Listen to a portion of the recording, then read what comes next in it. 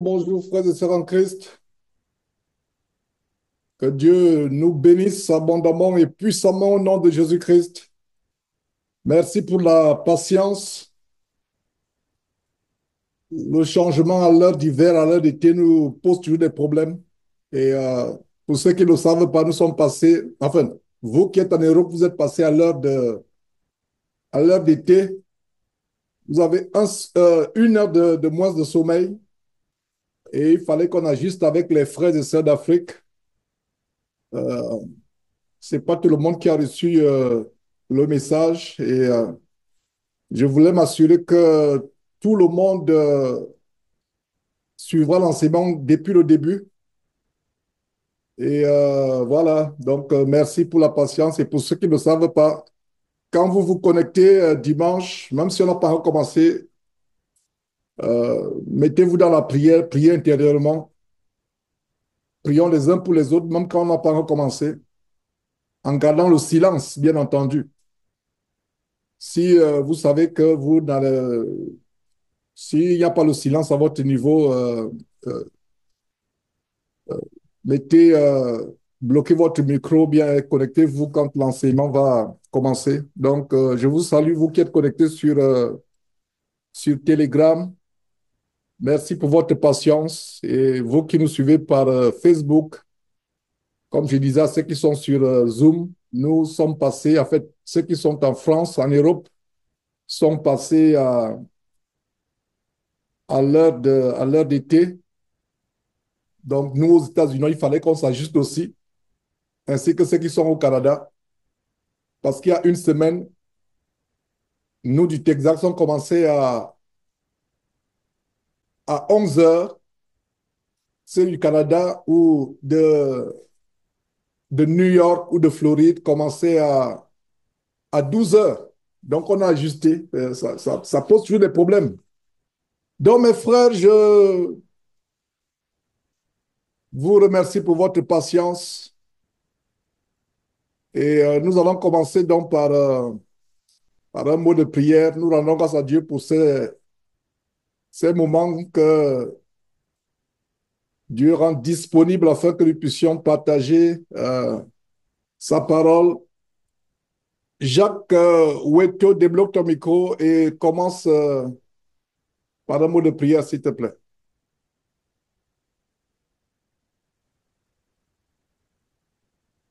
Alors, vous mettez, Très bien. voyons, Père éternel Dieu, puissant, nous vous remercions, nous vous rendons grâce de nous avoir accordé le privilège de nous réunir en votre sein. C'est pas ta parole qui nous édifie, c'est pas ta parole qui nous conduit dans la lumière. Nous nous disposons devant toi aujourd'hui, encore une fois, et nous implorons ta grâce afin que tu puisses nous édifier par ta parole, que tu puisses utiliser chacun de nous afin de construire véritablement ton obéissance. Nous implorons ta miséricorde, comme tu l'as dit dans ta parole. Je souhaite que tu prospères à tous égards, comme tu prospères l'état de ton âme. Donne-nous rendre disponible, nos frères, afin que nous puissions recevoir de toi ton enseignement. Donne-nous rendre disponible pour notre être, pour que nous puissions véritablement être représentants de ta parole et recevoir de toi l'enseignement que tu as promis pour nous aujourd'hui. Nous implorons ta miséricorde afin que, lorsque tu nous enseignes, cela soit véritablement ce pourquoi tu nous as envoyé cette parole. Car tu as dit ta parole que lorsqu'elle est envoyée, elle ne manque pas de fleurir selon ce qui est dans ta parole. Nous implorons ta miséricorde afin que tout esprit qui ne glorifie pas son Seigneur s'éloigne de chacun de nous à la fin de cette séance et que cette parole puisse porter du fruit en nous.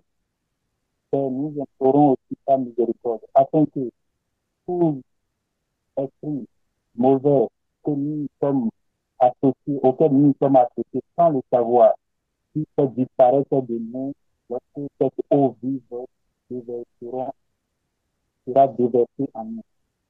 Elle nous a quittés jusqu'à la fin, sécurise la connexion afin que nous puissions percevoir jusqu'à la fin ce que l'ennemi nous arrache aucun grain de cette parole de notre vie. Que ta parole soit celle qui nous dirige et bien que ta parole, que la sagesse humaine disparaît au milieu de nous afin que nous puissions recevoir réellement ce pourquoi tu nous as réunis. C'est au nom du Seigneur Sauveur que tu es ainsi prié. Amen.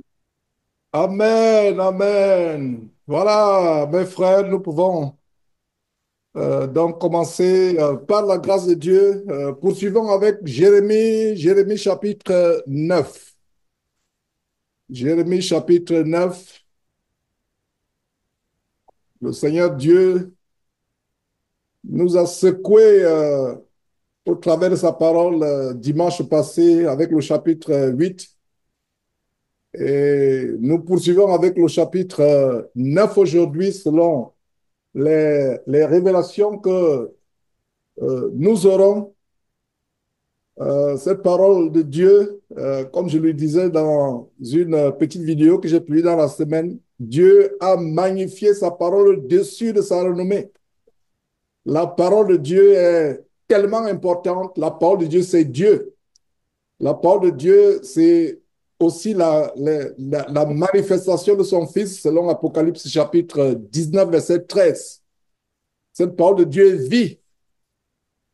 Si quelqu'un vous enseigne que la parole de Dieu, la Bible, les livres contenus dans la Bible, ce n'est pas la parole de Dieu, c'est un mensonge inspiré par le diable. La Bible est la parole de Dieu. Les 66 livres que nous avons de Genèse,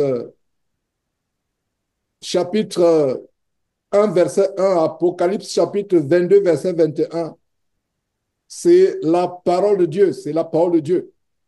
Personne ne peut vous dire le contraire, que tout homme qui parle ainsi soit déclaré menteur. Il y a des personnes qui disent que la Bible n'est pas toute la parole de Dieu, il y a d'autres livres qui sont la parole de Dieu.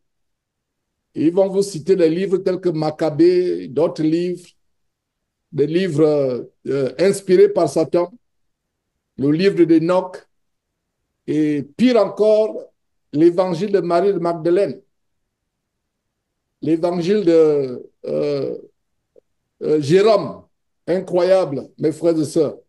Et je commence par ces mises en garde pour vous avertir.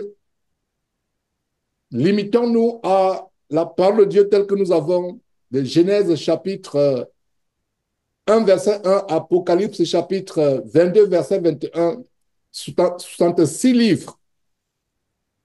Alors, mes frères, on a assez attendu ceux qui sont en Afrique.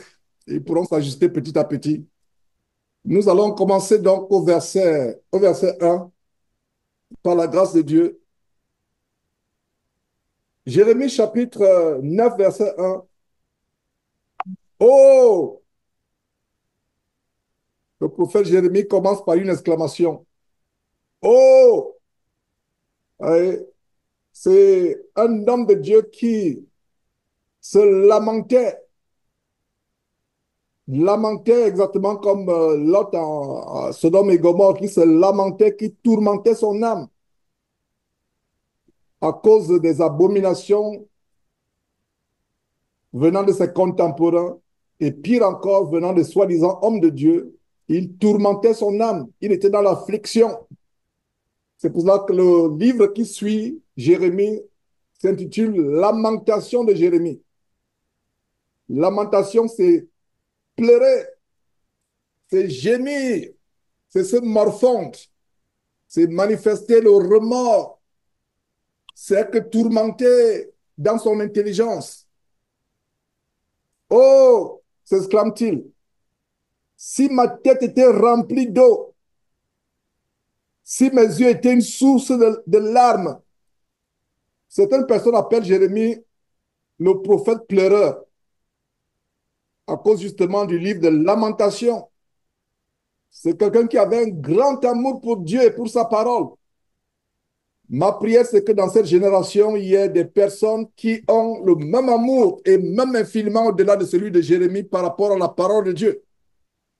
Je vous assure, quand on déchiquette la parole de Dieu, cela doit causer votre émoi. Regardez cet abominable faux pasteur du côté du Cameroun, Charles Passot, véritable sorcier, déchiqueter la parole de Dieu, se moquer du verset qui nous enseigne que vanité de vanité, tout sur terre n'est que vanité.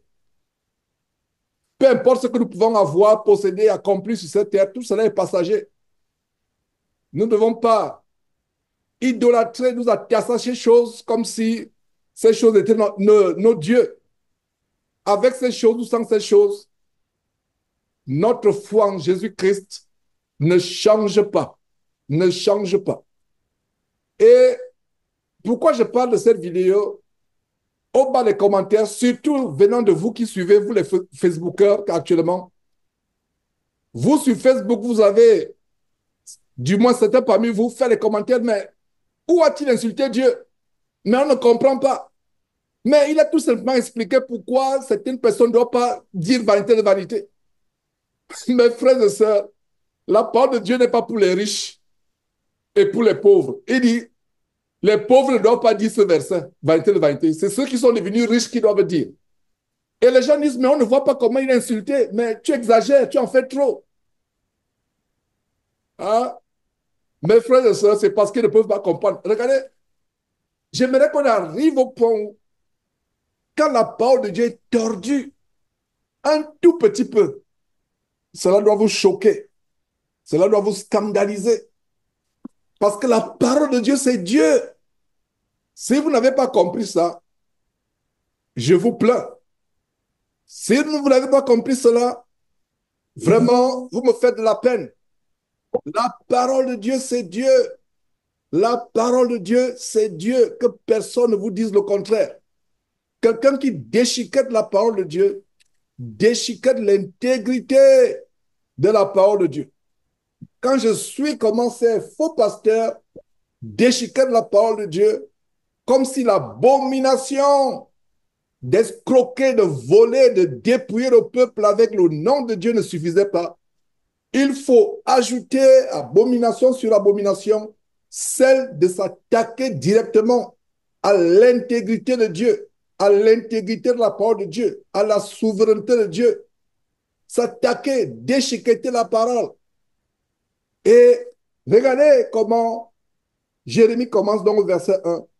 Oh, si ma tête était remplie d'eau, si mes yeux étaient une source de larmes, je pleurerais jour et nuit les morts de la fille de mon peuple. Les morts, je pleurerais. Ça veut dire quoi? Le prophète pleureur, notre aîné dans la foi, Jérémie, avait tellement pleuré au point où il n'y avait plus de larmes pour couler. Il n'y avait plus de larmes. Voilà ce que signifie ce verset. Il avait tellement pleuré, il passait son temps à pleurer. Il passait son temps à pleurer. Aujourd'hui, on trouve malséant pour un homme de Dieu de pleurer.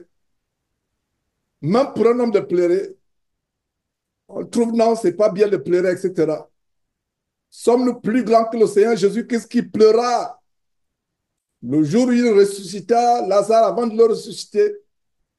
Il était touché, ému dans son cœur à cause de l'incrédulité, non seulement de Marie, de Marthe, les sœurs de Lazare, mais de la foule qui était présente ce jour-là. Ne savez-vous pas que je suis la vie? Ne savez-vous pas que vous avez avec vous la vie à ma personne? La mort n'a aucun pouvoir sur vous. Si seulement vous pouviez le savoir. Et il se mit à pleurer. Il pleura. Et en passant, parlant de pleurer, il n'y a jamais, je n'ai jamais lu un verset, si vous l'avez envoyé le moi, où il a dit que Jésus ria. Jésus ricana. Non, il n'y a pas ce verset. Vraiment. Je ne veux pas dire par là qu'il ne riait jamais. Je ne sais pas. Non, je ne peux pas vous dire, je ne sais pas ce que je suis en train de vous affirmer. Ça veut dire que si Jésus passait le temps à blaguer, à ricaner, à rire, on aurait dit. Donc il y avait le sérieux dans son ministère. Il savait ce qu'il attendait. Il savait que dans sa chair, il devait souffrir pour l'humanité tout entière, pour vous et moi. Et voilà donc comment Jérémie nous révèle qu'il avait tellement pleuré au point où il demande à Dieu, Seigneur Dieu, est-ce que tu peux remplir ma tête d'eau? Est-ce que tu peux transformer mes yeux à une chute d'eau, à une source, à un fleuve, à une rivière d'eau vive? J'ai tellement envie de pleurer, mais j'ai pleuré au point où mes larmes sont asséchées. J'ai pleuré au point où, oh, je n'ai même plus une goutte de larmes dans ma tête. Les larmes sont finies. Et pourquoi pleurait-il?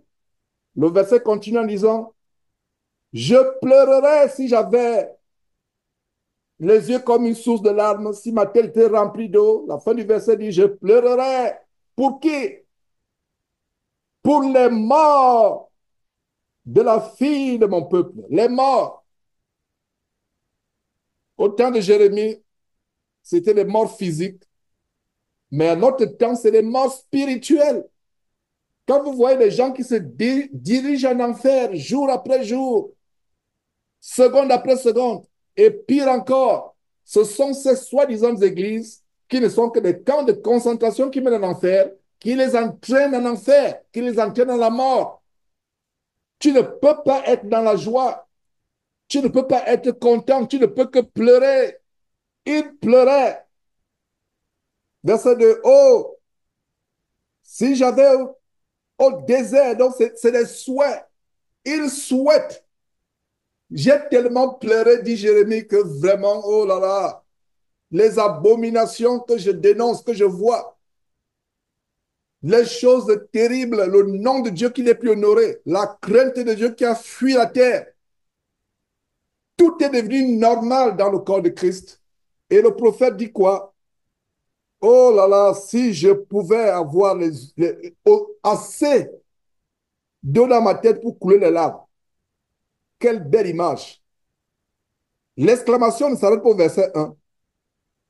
Parce que quand vous voyez oh, OH, c'est une exclamation. Il continue au verset 2 avec cette exclamation. Oh, si j'avais au désert une cabane de voyageurs, j'abandonnerais mon peuple, je m'en éloignerais. Mes frères et sœurs, je sens une connexion avec ce que Jérémie ressent. Et vous aussi, je crois que vous sentez la même connexion spirituelle avec ce que Jérémie ressentait à son époque.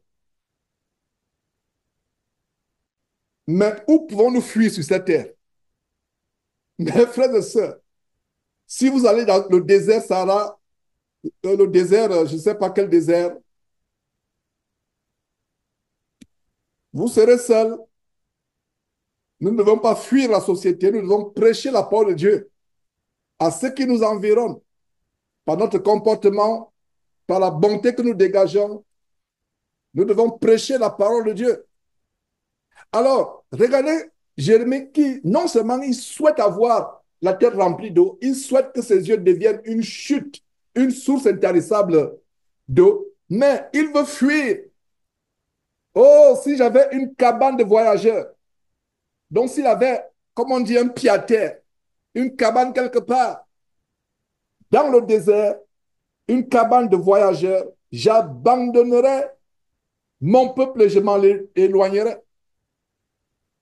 À un moment, mes frères et sœurs, quand on voit les abominations qui se passent sur cette terre, dans nos quartiers, dans nos villes, dans nos pays, on a envie de s'éloigner. On a envie d'aller vivre dans la brousse. Mais nous devons être les témoins du Seigneur Jésus-Christ. N'allons pas vivre dans la brousse parce que nous voulons fuir ces abominations. C'est pas là. lumière qui fuit les ténèbres, ce sont les ténèbres qui doivent fuir la lumière et qui fuient la lumière. Mais il y a une chose ici, c'est que Jérémie était arrivé au point où il ne supportait pas les abominations. Si vous êtes un chrétien et vous tolérez un tant soit peu l'homosexualité, Dieu vous voit comme un homosexuel. Si vous tolérez un tant soit peu le mensonge, il y a certains qui disent qu'il y a les mensonges pour blaguer, il y a les mensonges bleus, il y a les mensonges blancs. Que le mensonge soit blanc, noir, rouge, c'est un mensonge. Si vous tolérez le sexe avant le mariage, oh là là, je vous plains. Nous devons détester ce que Dieu déteste. Nous devons haïr ce que Dieu déteste. J'ai, hier soir, eu environ 3 heures de conversation avec un Africain ici au Texas qui voulait me confier, passer au bureau, confier une affaire avec son épouse. Il a commencé à prêcher la parole. Nous sommes tombés par là parce que il est difficile pour moi d'être avec quelqu'un et de ne pas terminer par la parole. Ce n'est pas possible. Et on a passé 3 heures de temps. Il a étalé tout ce que j'ai vomi étant dans la religion catholique. À un moment, je lui dis, tout ce que tu m'expliques là, cher ami, c'est ce que j'ai vomi. Et il me parle de sa vie et finalement, il me dit, il s'est marié 2 fois. Et la femme avec qui il devait venir au cabinet pour un dossier, c'est sa troisième femme. Oh là là, je lui ai dit, cette femme-là n'est pas ta femme. Et de manière sage, ce n'est même plus la peine que tu passes au cabinet. Voilà que je lui ai dit, ce n'est même plus la peine. Parce qu'il ne peut pas te conseiller à avoir en face de moi une femme et un homme qui ne sont pas mariés, l'adultère. Je leur donne un conseil. Un conseil en quoi? Dans leur mariage adultère? Nope, comme les Américains disent. Niet. Je ne sais pas qui dit niet, je crois que c'est des Allemands. Non, nada. Mm-mm. Comme disent les Africains. Ça veut que les Africains sont champions de parler même sans ouvrir la bouche. Alors, mes frères et sœurs, voilà ce qui se passe. Nous devons, c'est-à-dire qu'arrivons au point où nous ne tolérons pas. On va dire, oh, tu juges. Effectivement, dans cette conversation, c'est ce qui est arrivé plusieurs fois. Vous jugez. Vous, les églises éveillées, vous jugez. Vous, les protestants, je lui ai dit, je ne suis pas église éveillée, je ne suis pas protestant. Je suis disciple de Jésus-Christ. Je suis antidénominationnel. Antidénominationnel. Si quelqu'un vous demande, quelle est votre église? Ne tentez même pas de dire que Jésus-Christ est né. C'est une trompette, ce n'est pas une église. Dites que mon église est celle de Jésus-Christ. Je suis son disciple. J'appartiens à l'église de Jésus-Christ, qui n'est pas physique, qui n'a pas de nom. Donc, pourquoi je dis cela, mes frères et sœurs? C'est pour vous dire que soyons comme Jérémie. Jérémie veut fuir. Nous, on ne fuit pas. On ne fuit pas. Et en passant, parlant de cette histoire, donc la personne m'a appelé, c'est un contact que j'ai ici, un Africain, contact. La personne m'a appelé, ok, pour je vous appelle pour deux affaires. Première affaire, j'aimerais passer avec mon épouse pour une affaire personnelle, une consultation. Vous confiez un dossier par rapport à notre couple. Et bon, la croix était là. Deuxième chose, j'aimerais aussi, puisque je sais que vous prêchez la parole de Dieu, vous êtes un prédicateur, depuis 2012, j'organise des veillées ici avec les Africains où nous prions pour les morts. Ah, je ne l'ai pas raté. Vous comprenez pourquoi on a fait 3 heures de temps? Vous comprenez pourquoi on a fait 3 heures? On prie pour les morts. On prie. Il a voulu me convaincre. Et je vous assure que mes frères et sœurs, cet homme n'a pas la langue difficile comme moi. Il est d'une éloquence vraiment, oh là là. Je vous assure que quand il parlait, je pensais à vous. Je me disais, ah, j'espère qu'ils ne vont pas tomber sur les gens qui sont encore faibles de fou. Il ne va pas tomber sur quelqu'un qui se réunit avec nous dimanche. Je vous assure qu'il va vous convertir. par rapport à prier pour les morts. Mais il vous convainc sur quoi? Pas sur la parole de Dieu.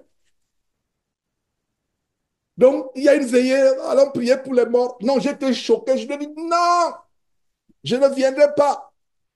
Je ne peux pas venir. Venir, c'est une abomination. Après, il s'est excusé. Il a dit, non, je m'excuse parce que s'il savait opposition, je n'aurais même pas, je ne vous aurais pas invité. Et il me dit, non, c'est pas grave. J'apprécie le fait que vous m'avez invité, mais non, je ne peux pas m'associer. Une veillée, on prie pour les morts. Et depuis 2012, donc les familles, chaque famille vient, on prie pour les morts. En fait, c'est une pratique catholique. On prie pour les morts. Les gens viennent, ils pleurent pour leurs morts. Donc, je lui ai dit, quand tu vis, c'est là où il faut te repentir. Quand tu es mort, c'est fini, il n'y a plus rien. Ceux qui se font baptiser pour les morts, la Bible parle de cela. Ceux qui se font baptiser pour les morts, ceux qui se font, c'est-à-dire que votre père qui est mort étant pécheur, tu te fais baptiser pour lui. Ah, je vais aller me baptiser pour mon père qui est mort il y a 10 ans. Je viens de me convertir, mon père ne s'est pas converti, je vais me baptiser pour lui. Et tu te baptises. Papa, je me baptise pour toi. Tu es dans l'eau, tu ressors. Papa, voilà, je vais me baptiser pour toi. Et voilà comment, sans le savoir, tu fais la nécromancie. Donc, pourquoi je vous parle de ces choses? Soyons radicaux. Mes frères et sœurs, même si le client t'apporte 10 000 $ cash, il te dit que lundi, là, demain, chap, chap, comme on dit au Cameroun, chap, chap à 10 h du matin. Tes 10 000 $ là, c'est la poussière pour moi, ce n'est rien. Ce n'est rien. Pour venir conseiller un couple qui vit dans l'adultère.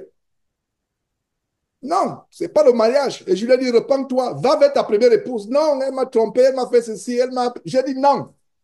Maintenant, si l'autre épouse se repentait, viens maintenant dire, oh, cher époux, je t'ai fait du mal, j'étais stupide, je me repens. Que dit le Seigneur Jésus-Christ? Ah, tu vas lui pardonner.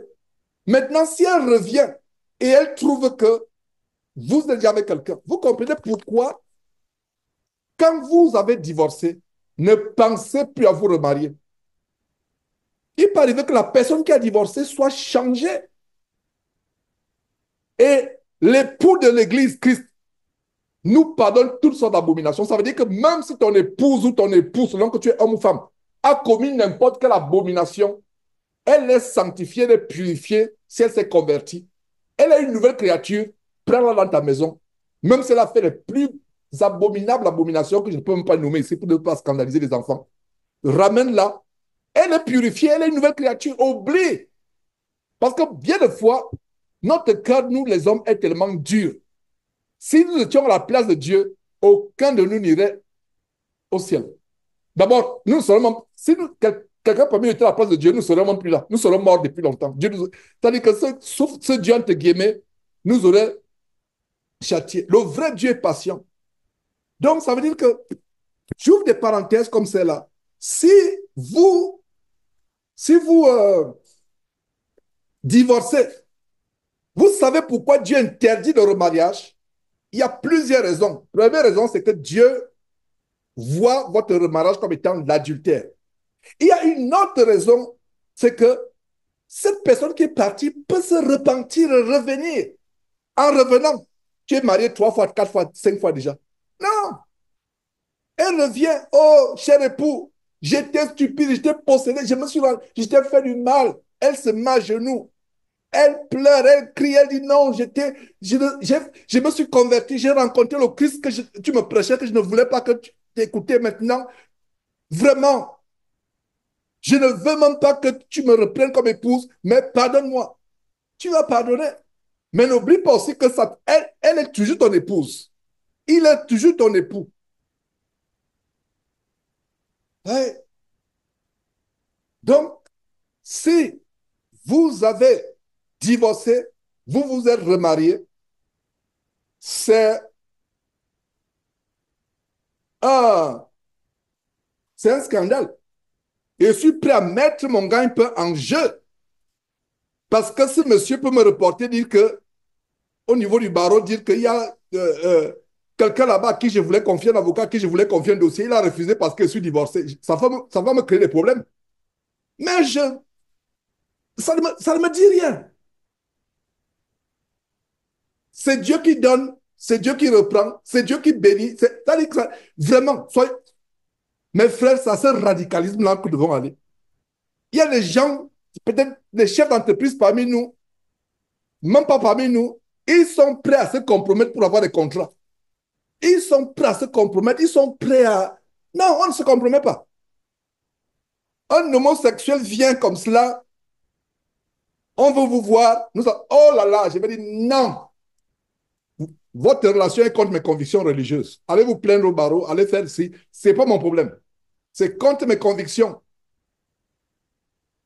Et dans ce monde, c'est des gens. Ça veut dire que quand vous avez un homosexuel dans ce monde comme client, parce que c'est eux qui ont le pouvoir, c'est eux qui ont l'argent. Pourquoi? Leur Dieu Satan, pour leur faire oublier leur abomination, miroite toutes sortes de choses, la poussière de cette terre, pour ne pas dire les biens de cette terre. Et voilà comment ils sont.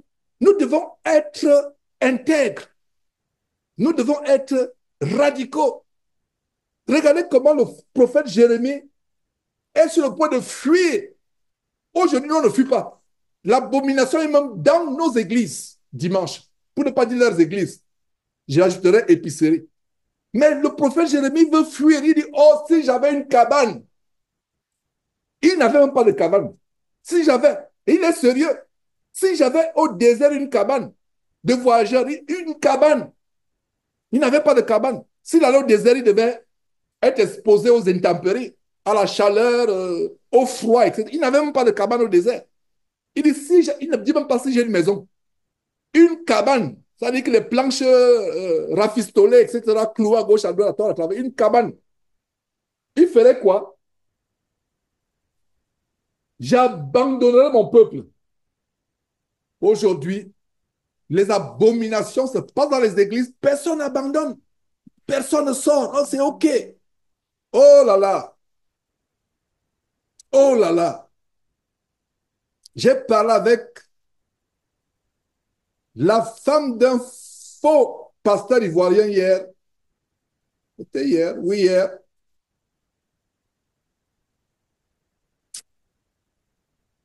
Que Dieu me donne de faire cette émission samedi prochain, par la grâce de Dieu. Je ne donne pas son nom, ce sera un scoop. Jusqu'à l'initiale, jusqu'à la mener à la loge franc-maçonnique. Célèbre. Ces vidéos sont virales. Les choses qu'ils font, je vous assure, les secrets d'une femme qui a été 12 ans avec un homme, soi-disant pasteur ivoirien. Oh là là, frère. Bien de fois, vous pensez que j'exagère. Il y a des choses que j'ai entendues que je n'ai jamais entendues. C'est la femme qui est avec moi. Chère madame, suivez-vous Jésus-Christ TV? Me connaissez-vous? C'est quelqu'un qui nous a introduit. C'est un agent de sécurité, un ancien, pas un ancien agent de sécurité ivoirien qui m'a contacté. Parce que l'affaire est grave. Et l'affaire concerne même 2 États. Parce qu'il a épousé, il a invité la fille d'un président africain pour l'épouser. Je ne vais pas aller loin, il ne faut même pas qu'il sache. Mais s'il écoute ceci, il saura qu'il est sur le collimateur. C'est marié en cachette. Et j'ai demandé à la dame, chère dame, suivez-vous Jésus-Christ TV? Oui, je vous suis depuis. Ah, il ne faut pas que je vous suis depuis, je vous connais, je pense que je suis convaincu que vous me traitez de fou. Eh oui, hier, ouais, effectivement. Mais aujourd'hui, vous avez compris. Si la femme n'est pas morte, je rends grâce à Dieu. Je lui ai dit cela. Madame, c'est un miracle que vous et moi nous parlions. C'est un miracle. Elle-même a dit oui. Je serais morte comme la femme de Makoso. Elle a dit oui. Je lui ai dit, inspiré par Dieu, je lui ai dit que madame, c'est même un miracle. Vous êtes une miraculeuse. Elle me dit oui. Au point d'être dans une maison où personne, dans un quartier où personne ne sait où elle est. Et elle est poursuivie en justice par cet homme. C'est un véritable scandale en Côte d'Ivoire aujourd'hui. Et un agent de sécurité qui fait les identifications, qui est comme, bon, je ne sais pas, il est dans les services secrets ivoiriens. Je ne savais pas à quel point les gens suivent Jésus-Christ TV. Mes frères, c'est merveilleux. Il me dit, non, c'est quelqu'un qui me suit depuis. Donc, il m'a donné tout un dossier avec les preuves. Je ne savais pas qu'il y avait la CIA en Afrique ou le KGB en Afrique. Waouh! Il a sorti les dossiers, je les ai à ma disposition, avec les photos. Le certificat de la franc-maçonnerie signé par le faux pasteur quand il amène sa femme. Incroyable, c'est là. C'est la seule machine avec laquelle que j'utilise actuellement pour faire. C'est là, bien, bien au frais. Il faut même que je mette ça dans plusieurs machines parce que cette machine, j'ai l'impression que cette machine peut clasher à cause de ce dossier lourd. Mais frère, je n'exagère pas. L'abomination a atteint un niveau tellement élevé. Face à l'abomination, soyons comme Jérémie. Est-ce que vous découvrez le radicalisme de Jérémie? Regardez comment Jérémie est radical. Frère, soyons radicaux vis-à-vis du péché. Aimons les pécheurs. Soyons patients avec les pécheurs. Mais soyons radicaux vis-à-vis du péché. Ne tolérons pas. Même s'il faut que tu perdes ta maison, même s'il faut que tu perdes ton boulot, même s'il faut que tu perdes ta fortune, sois radical vis-à-vis du péché. Voilà un prophète qui veut fuir, mais il n'a pas de cabane dans le désert. Il va fuir pour aller où? Il préfère rester. Et peut-être Dieu a bien fait qu'il n'ait pas de cabane parce qu'il aurait abandonné sa mission. Ce n'est pas qu'il a... Un moment, et je vous ai toujours confessé, il y a un moment, j'ai envie de jeter l'éponge. Et c'est vrai. J'ai envie de dire non, non, non, Seigneur Dieu, ah non, non, non, non, non, non. Mais je pense à une âme qui peut être convertie. Et le jour où j'ai pensé, c'est le jour là où je reçois un email. Oh, frère Georges, vraiment, vous ne me connaissez pas. Mais les vidéos que vous faites depuis des années m'ont ouvert les yeux. J'étais délivré des faux pasteurs que vous dénoncez. Maintenant, je commence à lire la Bible. Je me vois la tête en priant. J'essaie de plaire à Dieu. J'ai abandonné tout ce qui est débauche. Et c'est ça qui me fortifie. Je dis, oh Seigneur, ce n'est pas pour les foules que nous travaillons, c'est pour une âme que nous travaillons. Donc soyons radicaux vis-à-vis du péché. Soyons radicaux. Radicaux contre le péché, même pas vis-à-vis. J'aimerais ajouter contre. Soyons radicaux contre le péché. Oh, mes frères, regardez le prophète Jérémie qui dit, si je pouvais avoir une cabane, une bicoque, un, une hutte dans le désert, j'abandonnerai mon peuple. Et notre peuple ici, c'est quoi? C'est le corps de Christ. Le corps de Christ est devenu, quelqu'un fait un commentaire, dit, Georges n'appelle plus ces gens-là corps de Christ. N'appelle plus ces gens l'église de Christ. Il a raison, en même temps, il a raison, mais tous ceux qui proclament avoir reçu le Seigneur Jésus-Christ, qui ouvrent la Bible chaque dimanche, qui se, aux yeux du monde, on les voit comme étant membres du corps de Christ. Oh frère, ouais, nous rendons grâce à Dieu pour ça. Et, oh, verset 2. Si j'avais au désert une cabane de voyageurs, j'abandonnerais mon peuple. Je m'en éloignerais. Jérémie veut s'éloigner. Il ne peut pas supporter. Nous, on supporte. Ah, c'est bon. Non. Votre cœur doit être tourmenté quand vous voyez le mal autour de vous. Regardez, ce sont des adultères, c'est ça? Ce n'est pas ça. J'ai sauté un mot. Ce sont tous des adultères, c'est le mot que j'ai sauté. Ce sont tous. Tous sont des adultères. Ce sont tous des adultes. Tous. Tous aujourd'hui, voir un chrétien qui se préserve pur, c'est rare. Voir une jeune fille qui, avant le mariage, prend la décision de se préserver pour son mari au cas où, par la grâce de Dieu, se marie, c'est rare. Voir un chrétien qui n'est pas marié et divorcé, qui a 40 ans qui n'est pas marié et divorcé, c'est rare. Ou 50 ans pour ne pas exagérer. Voir une femme qui allait en mariage sans connaître un homme, dans notre génération, c'est rare. Voir une fille qui a 15 ans sans s'être souillée avec un homme, c'est rare. C'est rare. Quand on dit adultère ici, ce n'est pas seulement l'adultère, c'est-à-dire tromper un homme. C'est-à-dire que l'adultère, c'est tout ce qui est, c'est l'impurité, c'est l'abomination, adultère physique, adultère spirituel. Ce sont tous des adultères. Voilà ce qui est avec le corps de Christ aujourd'hui. C'est une troupe de perfides. La perfidie, c'est l'amour des choses matérielles, l'amour de l'argent. L'amour de l'argent, qui est la racine de tous les maux, l'amour des choses matérielles, l'amour de l'argent. Ce sont tous des. C'est une troupe. Oh, Jérémie avait un langage. Une troupe. C'est la raison pour laquelle je dis souvent bande de voleurs. C'est une bande. La criminalité, le vampirisme évangélique à base organisée, c'est une bande. Et c'est le même langage que Jérémie utilise. C'est une troupe. Troupe ou bande. Ils vont en troupe. Ils, ils sont ensemble. C'est une troupe de perfides. Regardez le verset 3. Ils ont la langue tendue comme un arc et lancent le mensonge. Quelle imagerie! Quelle imagerie! Pour les enfants qui aiment la littérature, qui aiment les arts, la littérature, etc., je vous assure, lisez la parole de Dieu.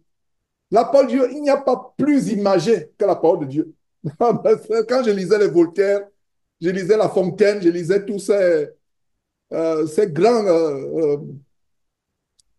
auteurs de la langue, des écrivains de la langue française, Canet de Shakespeare. Oh là là! Ça veut dire que Shakespeare, ça veut dire qu'à un moment, vous vous dites que qui lui a donné cette inspiration? Shakespeare ou Shakespeare. Je ne sais pas comment on prononce. Je crois que c'est Shakespeare en français, Shakespeare. Et regardez comment, ça veut dire quand ils écrivent. Mais la parole de Dieu est tellement belle dans le. Ça veut dire que l'expression, ils ont la langue tendue comme un arbre et lancent le mensonge. Ils lancent. Ils lancent. Oh, quand vous voyez ces gens, le cou tendu, remplis d'orgueil, ils lancent, ils lancent. Regardez un peu, vous voyez les lances, le mensonge. Dans leur culte, mensonge après mensonge, déchiquetant la parole de Dieu. Ils lancent le mensonge. Ce n'est pas par la vérité qu'ils sont puissants dans le pays. Voilà. Les faux pasteurs, ils sont puissants. Ils ont beaucoup de pouvoir auprès des chefs. C'est pas par quoi?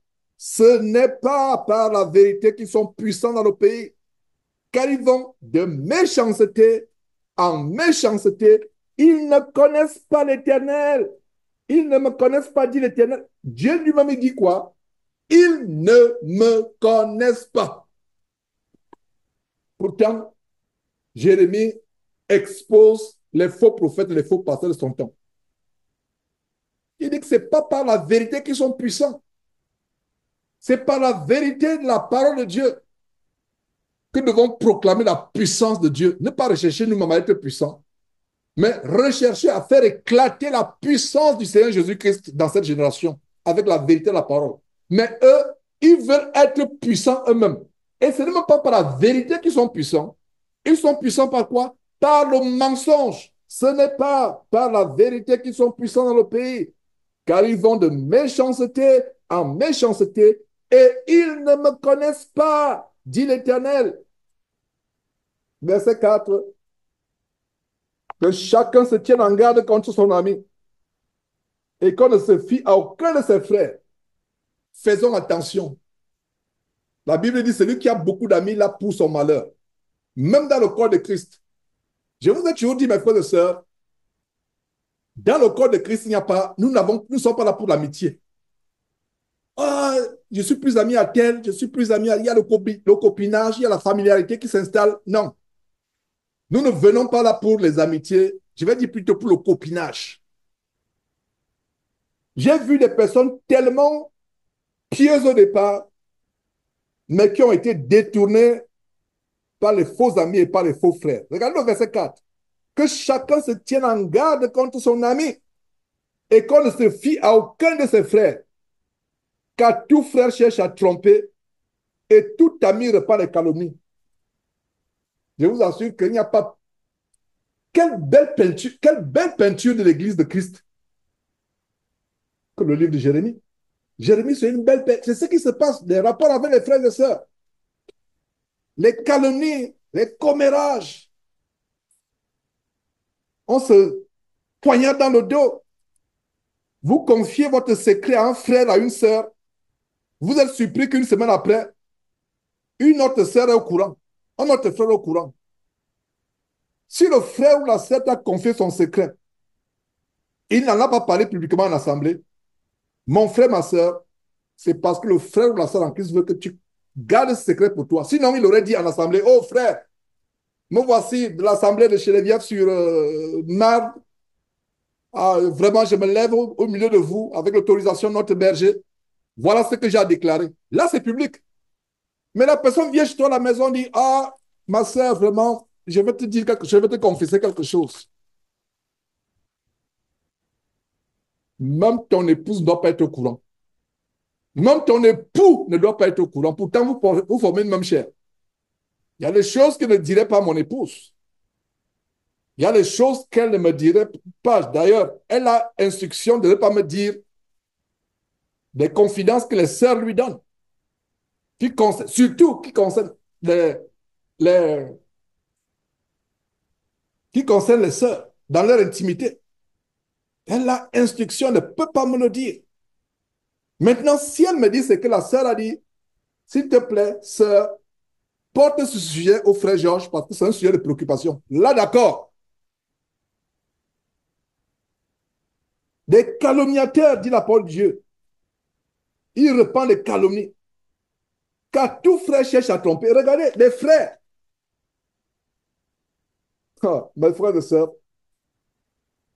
Jérémie parlait peut-être des frères et des amis physiques. Mais aujourd'hui, en Christ, c'est des frères en Christ, des frères spirituels. Ce n'est pas des frères de sang, des frères de chair. Car tout frère cherche à tromper. Il y a des frères, ils se connectent à toi. C'est pour voir comment il peut te faire la cour, toi seul. Ils se connectent à toi, toi frère, c'est pour voir comment il peut t'escroquer, il peut te prendre quelques zéros ou quelques dollars. Le calcul,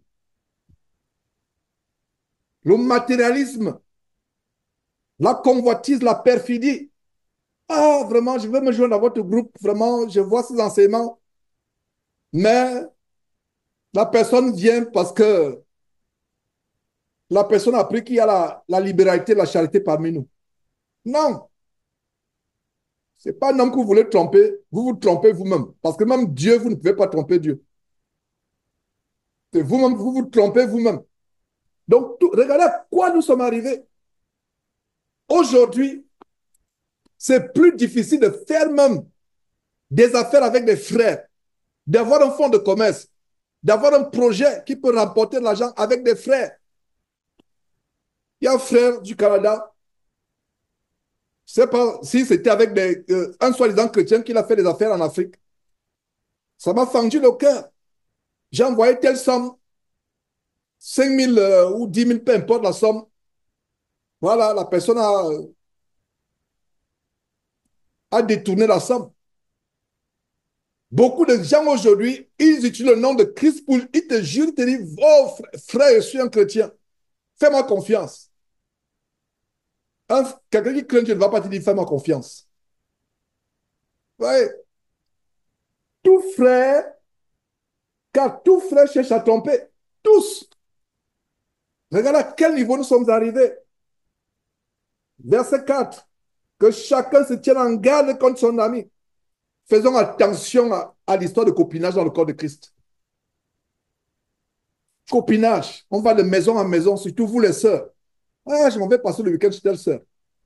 Maintenant, ça ne devient pas un week-end d'édification, de prière, d'intercession. Ça devient un week-end de commérage non-stop. Non. Vous êtes là pour vous édifier. Ce n'est pas pour calomnier.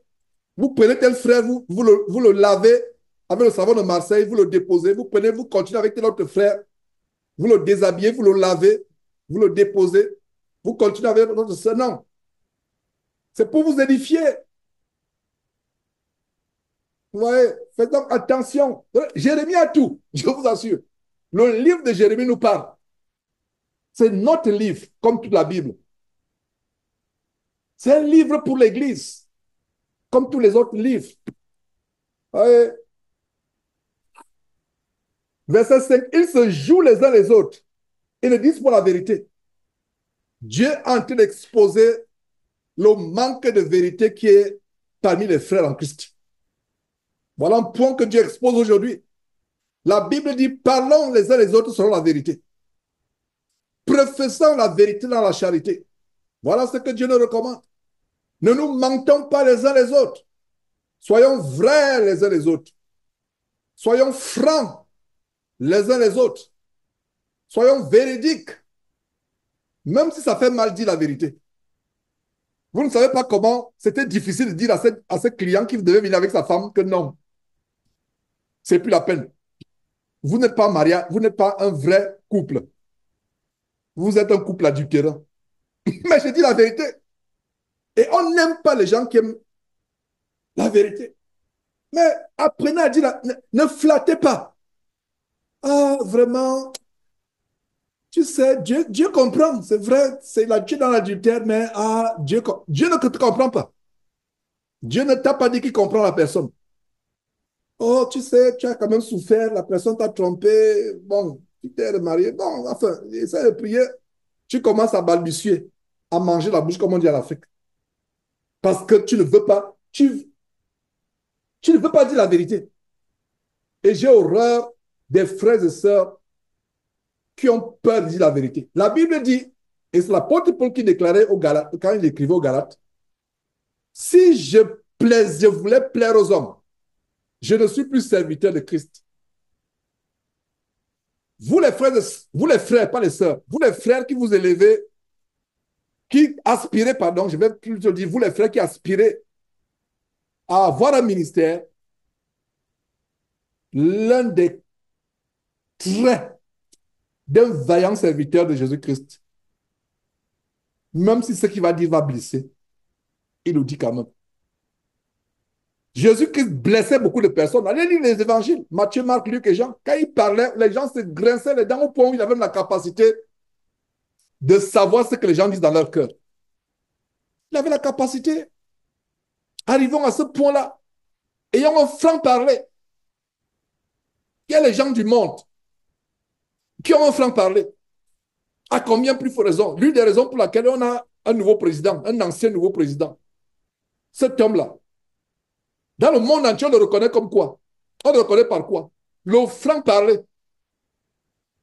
Dernièrement, il a reçu le président ukrainien, cet ancien playboy et acteur de pornographie de l'Ukraine. Je ne fais pas la politique, c'est tout ce qu'elle peut dire de lui. Il a reçu à la Maison-Blanche il y a quelques semaines. Il lui a dit la vérité devant ses yeux.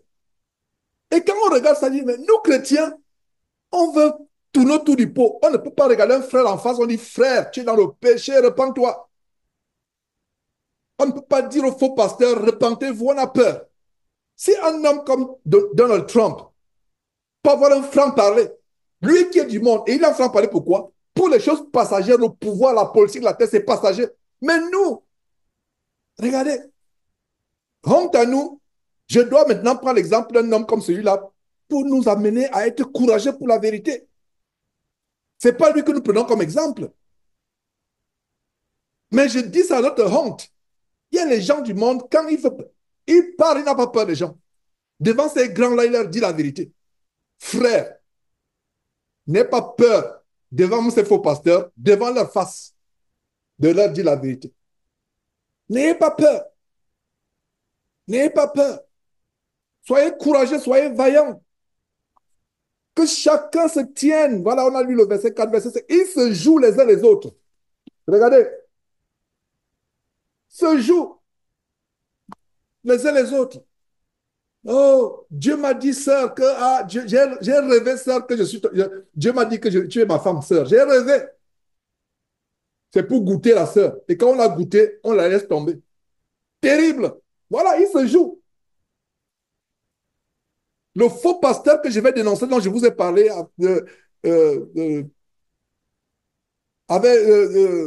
la femme m'a contacté hier, il fait un mariage dans son église épicerie et il l'abuse encore. Il va avoir de l'intimité avec la femme qu'il a mariée. C'est répandu avec la secrétaire, avec... Mais oh!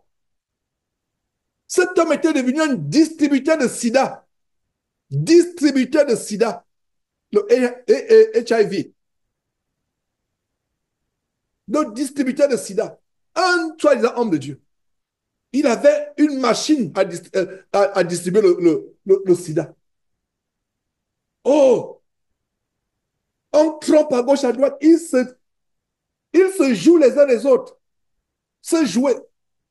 Frère, écoute-moi, jeune homme, surtout vous qui êtes sur Facebook. Tu sais très bien que la jeune fille que tu es en train de convoiter, tu sais très bien que tu ne veux pas l'épouser. Mais tu veux jouer avec elle. Voilà le verset. Ce n'est pas votre frère Georges qui a inventé ce verset. Il se joue. Il ou elle se joue.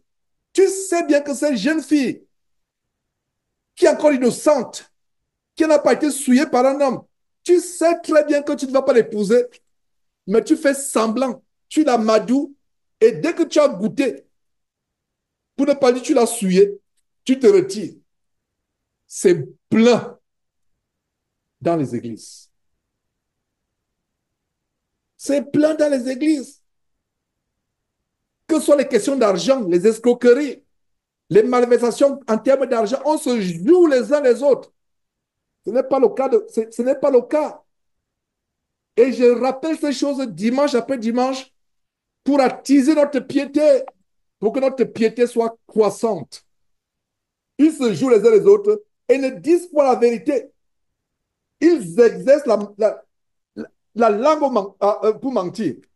Regardez un peu, quand vous faites les push-ups, push-ups c'est quoi? Je ne sais pas, push-ups, c'est quoi? Comment on dit push-ups en français encore? Les, les, les, euh, voilà, vous faites le sport, push-ups, vous faites les push-ups, vous vous exercez, vous voulez avoir les muscles, vous voulez peut-être affermir vos bras, vous voulez affermir vos jambes, vous vous exercez, vous faites le sport, vous voulez courir. Mais eux, ils tendent la langue et ils font les push-ups avec la langue. Ils musclent la langue. Voilà ce que ce verset dit. Ils exercent la langue pour mentir. Incroyable. C'est pour cela que ces faux pasteurs, quand ils vous parlent, si vous ne lisez pas la Bible, le Seigneur Jésus a dit en Matthieu chapitre 24, il séduirait, s'il était possible, même les élus. Les élus de qui? Les élus de Christ. Ils exercent. En anglais, on dit exercise. I'm exercising. Exercise, ça dit faire un peu de sport. Donc, ils font le sport de la langue. Ils font le sport de la langue pour faire quoi? Pour dire la vérité, non pour mentir. Oh, que ce serait bien de faire le sport de la langue pour proclamer la parole de Dieu. Tu muscles la langue pour proclamer parce que dimanche ou dans l'assemblée, tu vas proclamer la parole de Dieu, tu exerces ou tu vas sortir dans la rue, à la bouche du métro, en plein carrefour, dans le marché, pour proclamer la parole. Exerce ta langue, muscle ta langue pour dire la parole de Dieu, la vérité de la parole. Mais la Bible dit quoi? Ils exercent leur parole pour faire quoi? Ils exercent, ils musclent leur langue pour faire quoi? Pour mentir. Oh, la fin du verset encore. Oh là là, this is the best one. Ils s'étudient à faire le mal. Donc, ils font des cours pour faire le mal. Incroyable. Et c'est notre génération aujourd'hui. Les gens vont sur Internet faire des cours pour faire le hacking. Faire le hacking. Comme un cas assez complexe que j'ai. Quelqu'un en Afrique, un homme d'affaires en Afrique, il fait sur Internet, pourtant c'est un homme d'affaires en Afrique, quelqu'un assez intelligent. Mais comment cet homme-là a pu se faire scammer jusqu'à envoyer plus de 50 000 dollars aux États-Unis, des voitures online. Je ne sais même pas si cette affaire va aboutir. Mais à un moment, tu lui demandes, mais vous êtes quand même un monsieur, vous êtes réfléchi. Et à un moment, tu te rends compte, quand tu vas, tu creuses. Non, c'était tellement bien fait que tu ne pouvais même pas, c'était pas possible qu'il puisse détecter. Pourtant, c'est quelqu'un qui est habitué aux transactions sur Internet. Et y compris des soi-disant chrétiens dans les églises qui font le faux sur Internet. Qu'en est-il des faux papiers? Monter avec l'intelligence artificielle. Quelqu'un te monte un diplôme. Oh là là, quand tu vois le diplôme, tu dis non, le diplôme là est vrai. Alors que c'est un vrai faux ou bien faux vrai. Je ne sais pas qu'est-ce qu'il faut dire. C'est les mots qui vont. C'est les deux mots qu'ils peuvent parler ensemble. Faux vrai ou vrai faux. Les faux diplômes. Ils s'étudient à faire le mal. Les gens prennent les études sur Internet pour être un hacker. Et c'est les chrétiens. Vous, jeunes, je m'adresse à vous. Il y a certains qui m'écoutent parmi vous qui ont des amis hackers. Comment accéder à un ordinateur? Comment accéder à un compte bancaire? Comment accéder au compte bancaire des parents? Comment accéder au compte bancaire du voisin à travers son Wi-Fi? En français, on dit Wi-Fi. Comment accéder? Il s'étudie. Vous pensez que, regardez, vraiment, le livre de Jérémie, quand je vois notre génération, ne voyez-vous pas comme moi, notre génération en étudiant Jérémie? C'est là que il s'étudie à faire le mal. Et je ne parle pas des non-chrétiens. Je parle des gens qui se disent chrétiens, qui vont dans ces églises dimanche. Ils sont des mauvaises compagnies. Et vous, voilà, vous allez finir en prison pendant des années et des années et des années et des années. Si vous êtes au Texas, vous avez fait le faux par Internet.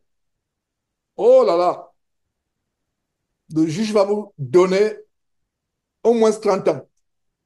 Il y a quelqu'un dernièrement, le juge lui a donné, ça dit, quand tu regardes ce juge, tu dis non, ce juge-là est tellement machiavélique, machiavélique. Le juge lui a donné 3 peines à perpétuité.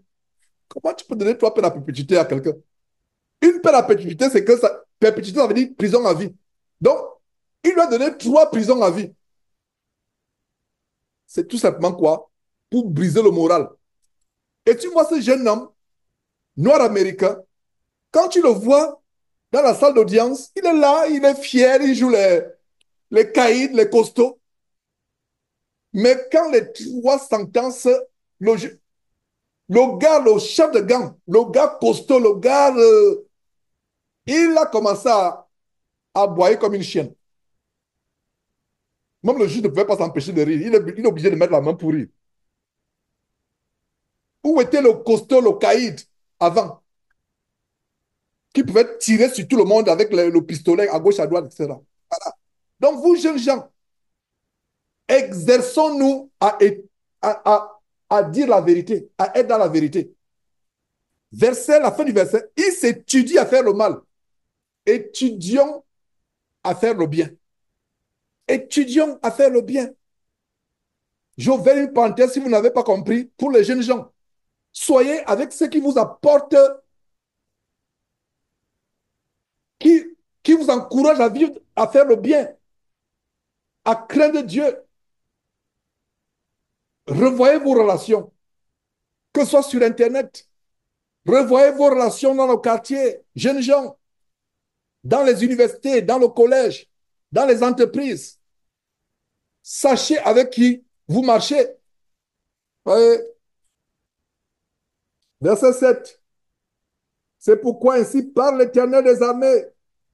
Voici, je les sonderai, je les éprouverai.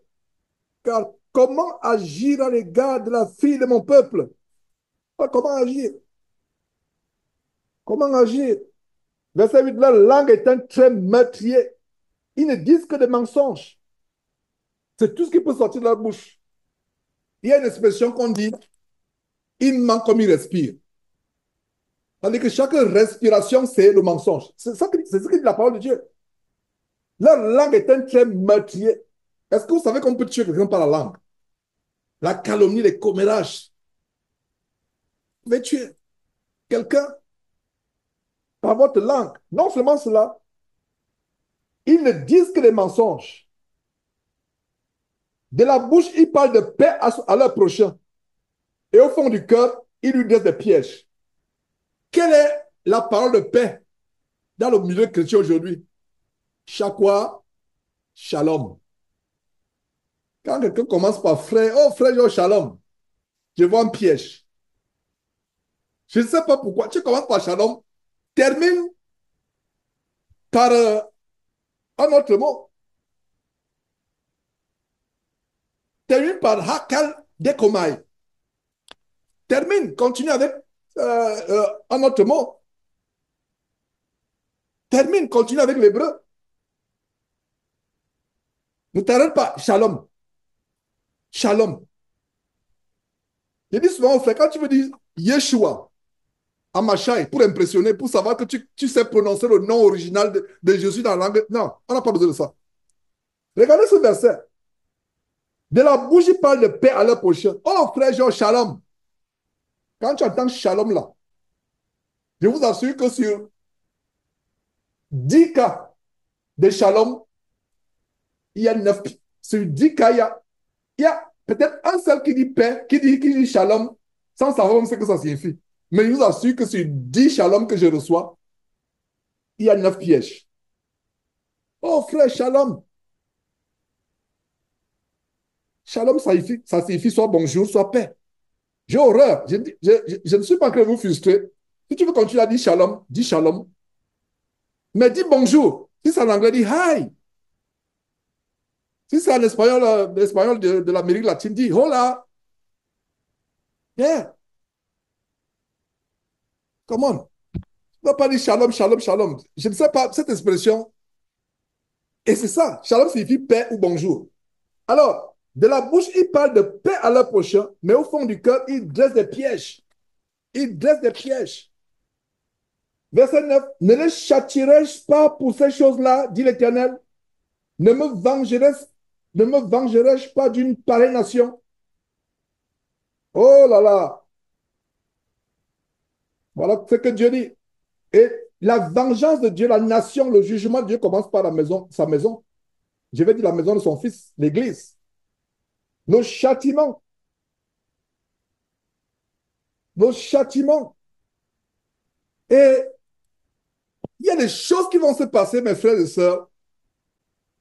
Beaucoup de gens sont loin de savoir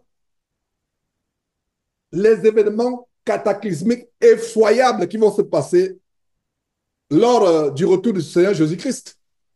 Beaucoup seront surpris, choqués. La fin du monde, oh là là, ce sera effroyable.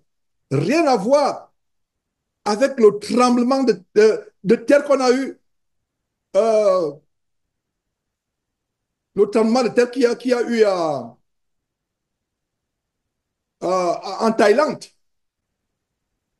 Et d'ailleurs, ouvrons une parenthèse par rapport à ces images effroyables du tremblement de terre qu'il y a eu. Terrible. Je ne sais pas si vous voyez. Voyez. Ce qui se passera au retour de Jésus-Christ sera plus effroyable que ces gens qui sont en train de fuir. Ce sera plus effroyable, ce sera terrible. Il y a 2 jours ou 3 jours, le 28 selon l'heure, ou 2 ou 3 jours selon l'heure. Regardez. Est-ce que vous voyez? Regardez les gens qui sont en train de faire du bon temps. La toiture de l'immeuble.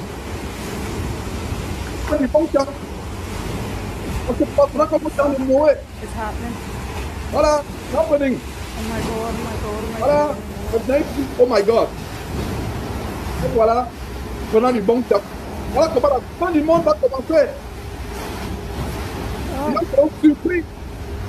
Voilà les peigneurs. Prenant du bon temps. I'm so scared. Voilà, prenant du bon temps. Wow. La toiture d'une maison. Le tremblement de terre en Thaïlande. Regardez les gens qui prennent du temps. Les peigneurs sont allongés. Prenant du bon temps. savourant la vie. Voilà exactement, quand j'ai vu ces images, c'est comme cela que la fin du monde, la ruine soudaine apparaîtra. La ruine soudaine. La parole de Dieu, une ruine soudaine s'abattra. Regardez les gens qui ont monté. Vous ne savez pas que la catastrophe devait s'abattre. Regardez par exemple sur la toiture de cet immeuble, ce couple qui est en train de savourer des moments d'intimité sur la toiture d'un immeuble et soudainement,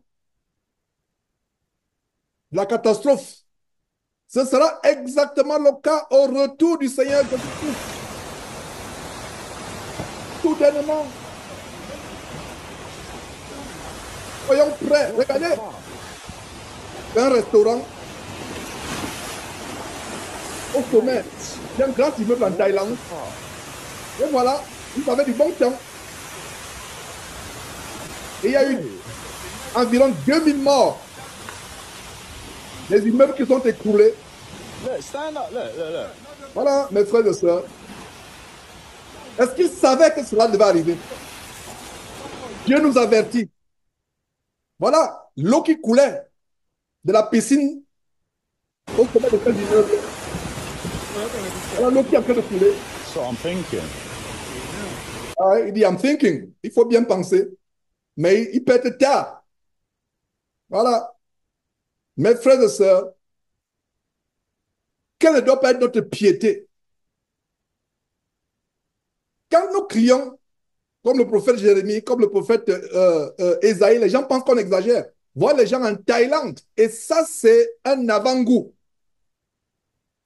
Ce qui s'est passé en Thaïlande il y a 2 jours, n'est rien comparé. Regarde quelqu'un tellement pris de peur.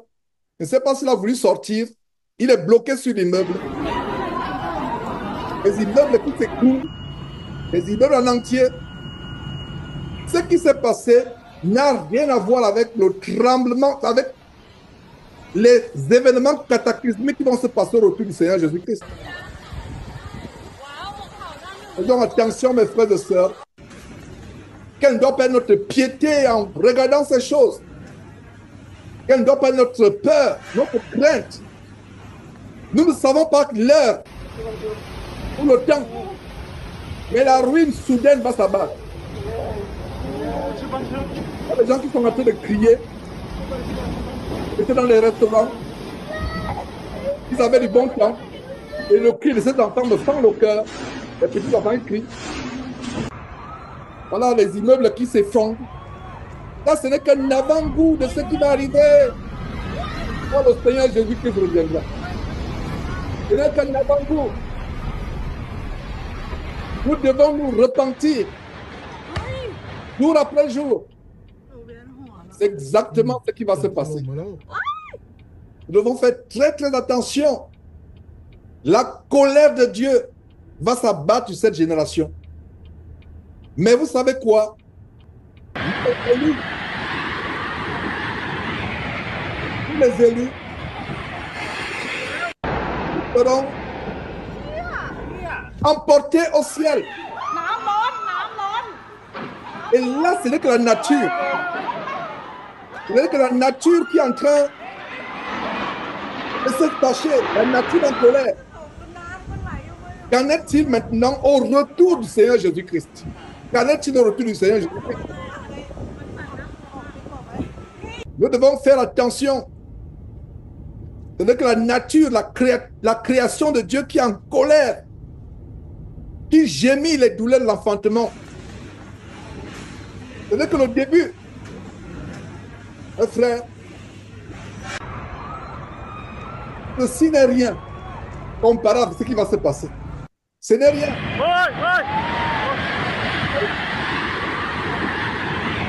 La colère de Dieu, l'homosexualité qui est répandue dans la terre.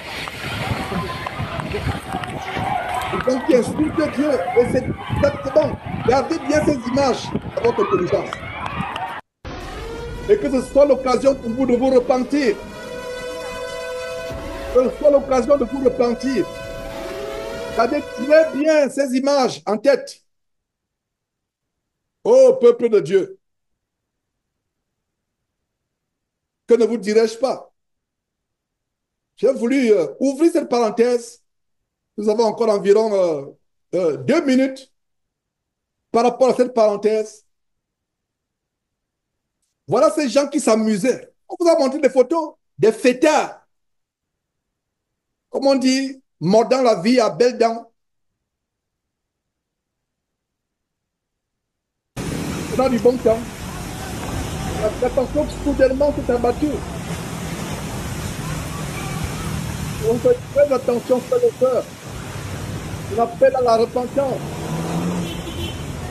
Le Seigneur Jésus peut revenir à tout moment.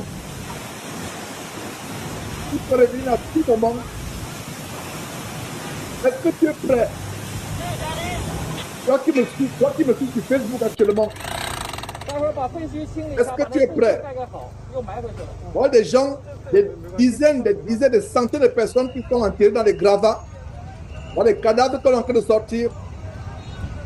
Ça, ce n'est que le début. Ceux qui persévéreront jusqu'à la fin n'auront pas part à ces catastrophes. Nous serons enlevés au ciel avec Jésus-Christ. Regardez, même les petits bébés, voilà la scène qui me fait plus mal. J'espère que les enfants ont été protégés. Voilà les nouveaux-nés dans un hôpital. Voilà ce qui va se passer quand Jésus reviendra. Voilà ce qui va se passer quand Dieu va détruire ce monde. Et là, ce n'est que la terre qui a tremblé. Qu'en est-il quand les étoiles vont tomber du ciel? Qu'en est-il quand les étoiles vont tomber du ciel? Qu'en sera-t-il? Ça, ce n'est que la terre, uniquement la terre qui en peut bouger. Un tout petit peu bouger. Qu'en est-il quand les éléments embrasés tomberont? Les astres tomberont sur la terre. La Bible dit que la terre sera enlevée comme une nappe. Regardez, comme on dit en anglais, the aftermath of the earthquake. C'est-à-dire que l'après tremblement de terre, voilà les gravats, voilà ce que ça fait. Ceci est un sérieux appel à la repentance. À prendre notre vie au sérieux. Que celui qui se sanctifie encore.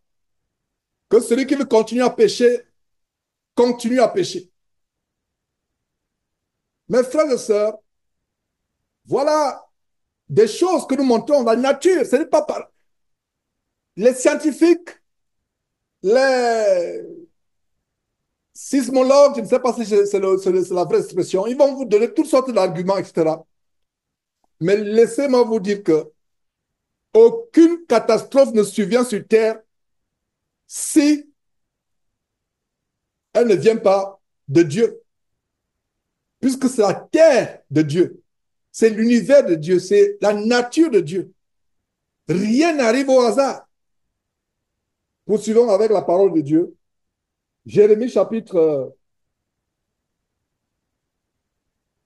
9, verset 10. Sur les montagnes, je veux pleurer et gémir. Voilà, on a vu au verset 2 comment il souhaitait avoir une cabane au désert pour fuir. Maintenant, il parle de la montagne. Sur les montagnes, je veux pleurer et gémir. Sur les plaines du désert, je prononce une complainte. Car elles sont brûlées, personne n'y passe. On n'y entend plus la voix des troupeaux. Les oiseaux du ciel, les bêtes ont pris la fuite, ont disparu. De manière tellement subtile, le prophète Jérémie nous montre ce qui se passera à la fin des temps. Verset 11. Je ferai de Jérusalem un monceau de ruines, un repère de chacals, et je réduirai les villes de Juda à un désert sans habitants. Je ferai de Jérusalem et de Juda, au verset 11. Jérusalem et Juda, c'est une image du corps de Christ.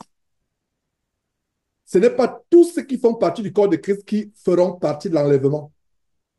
Et ces catastrophes qui vont se passer sur terre Les chrétiens ne seront plus là, les vrais chrétiens, parce ils auront été enlevés. Pensez à cela. Je vous assure, il y a des gens qui penseront, quand ils vont voir, parce que toute la terre va voir, les saints être enlevés au ciel. En 2014-2015, j'ai dénoncé la, le mensonge des soi-disant pasteurs francs-maçonniques, euh, Scofield, je crois qu'ils sont aussi dans la Bible d'Arby, qui ont popularisé la thèse de l'enlèvement secret, silencieux et invisible de l'Église. C'est un mensonge. La Bible dit que tout œil le verra quand il reviendra. Toutes les nations sauront que Jésus est venu prendre les élus. Et ça a été popularisé avec la série qui était tellement célèbre. En français, c'est Le Jour d'après.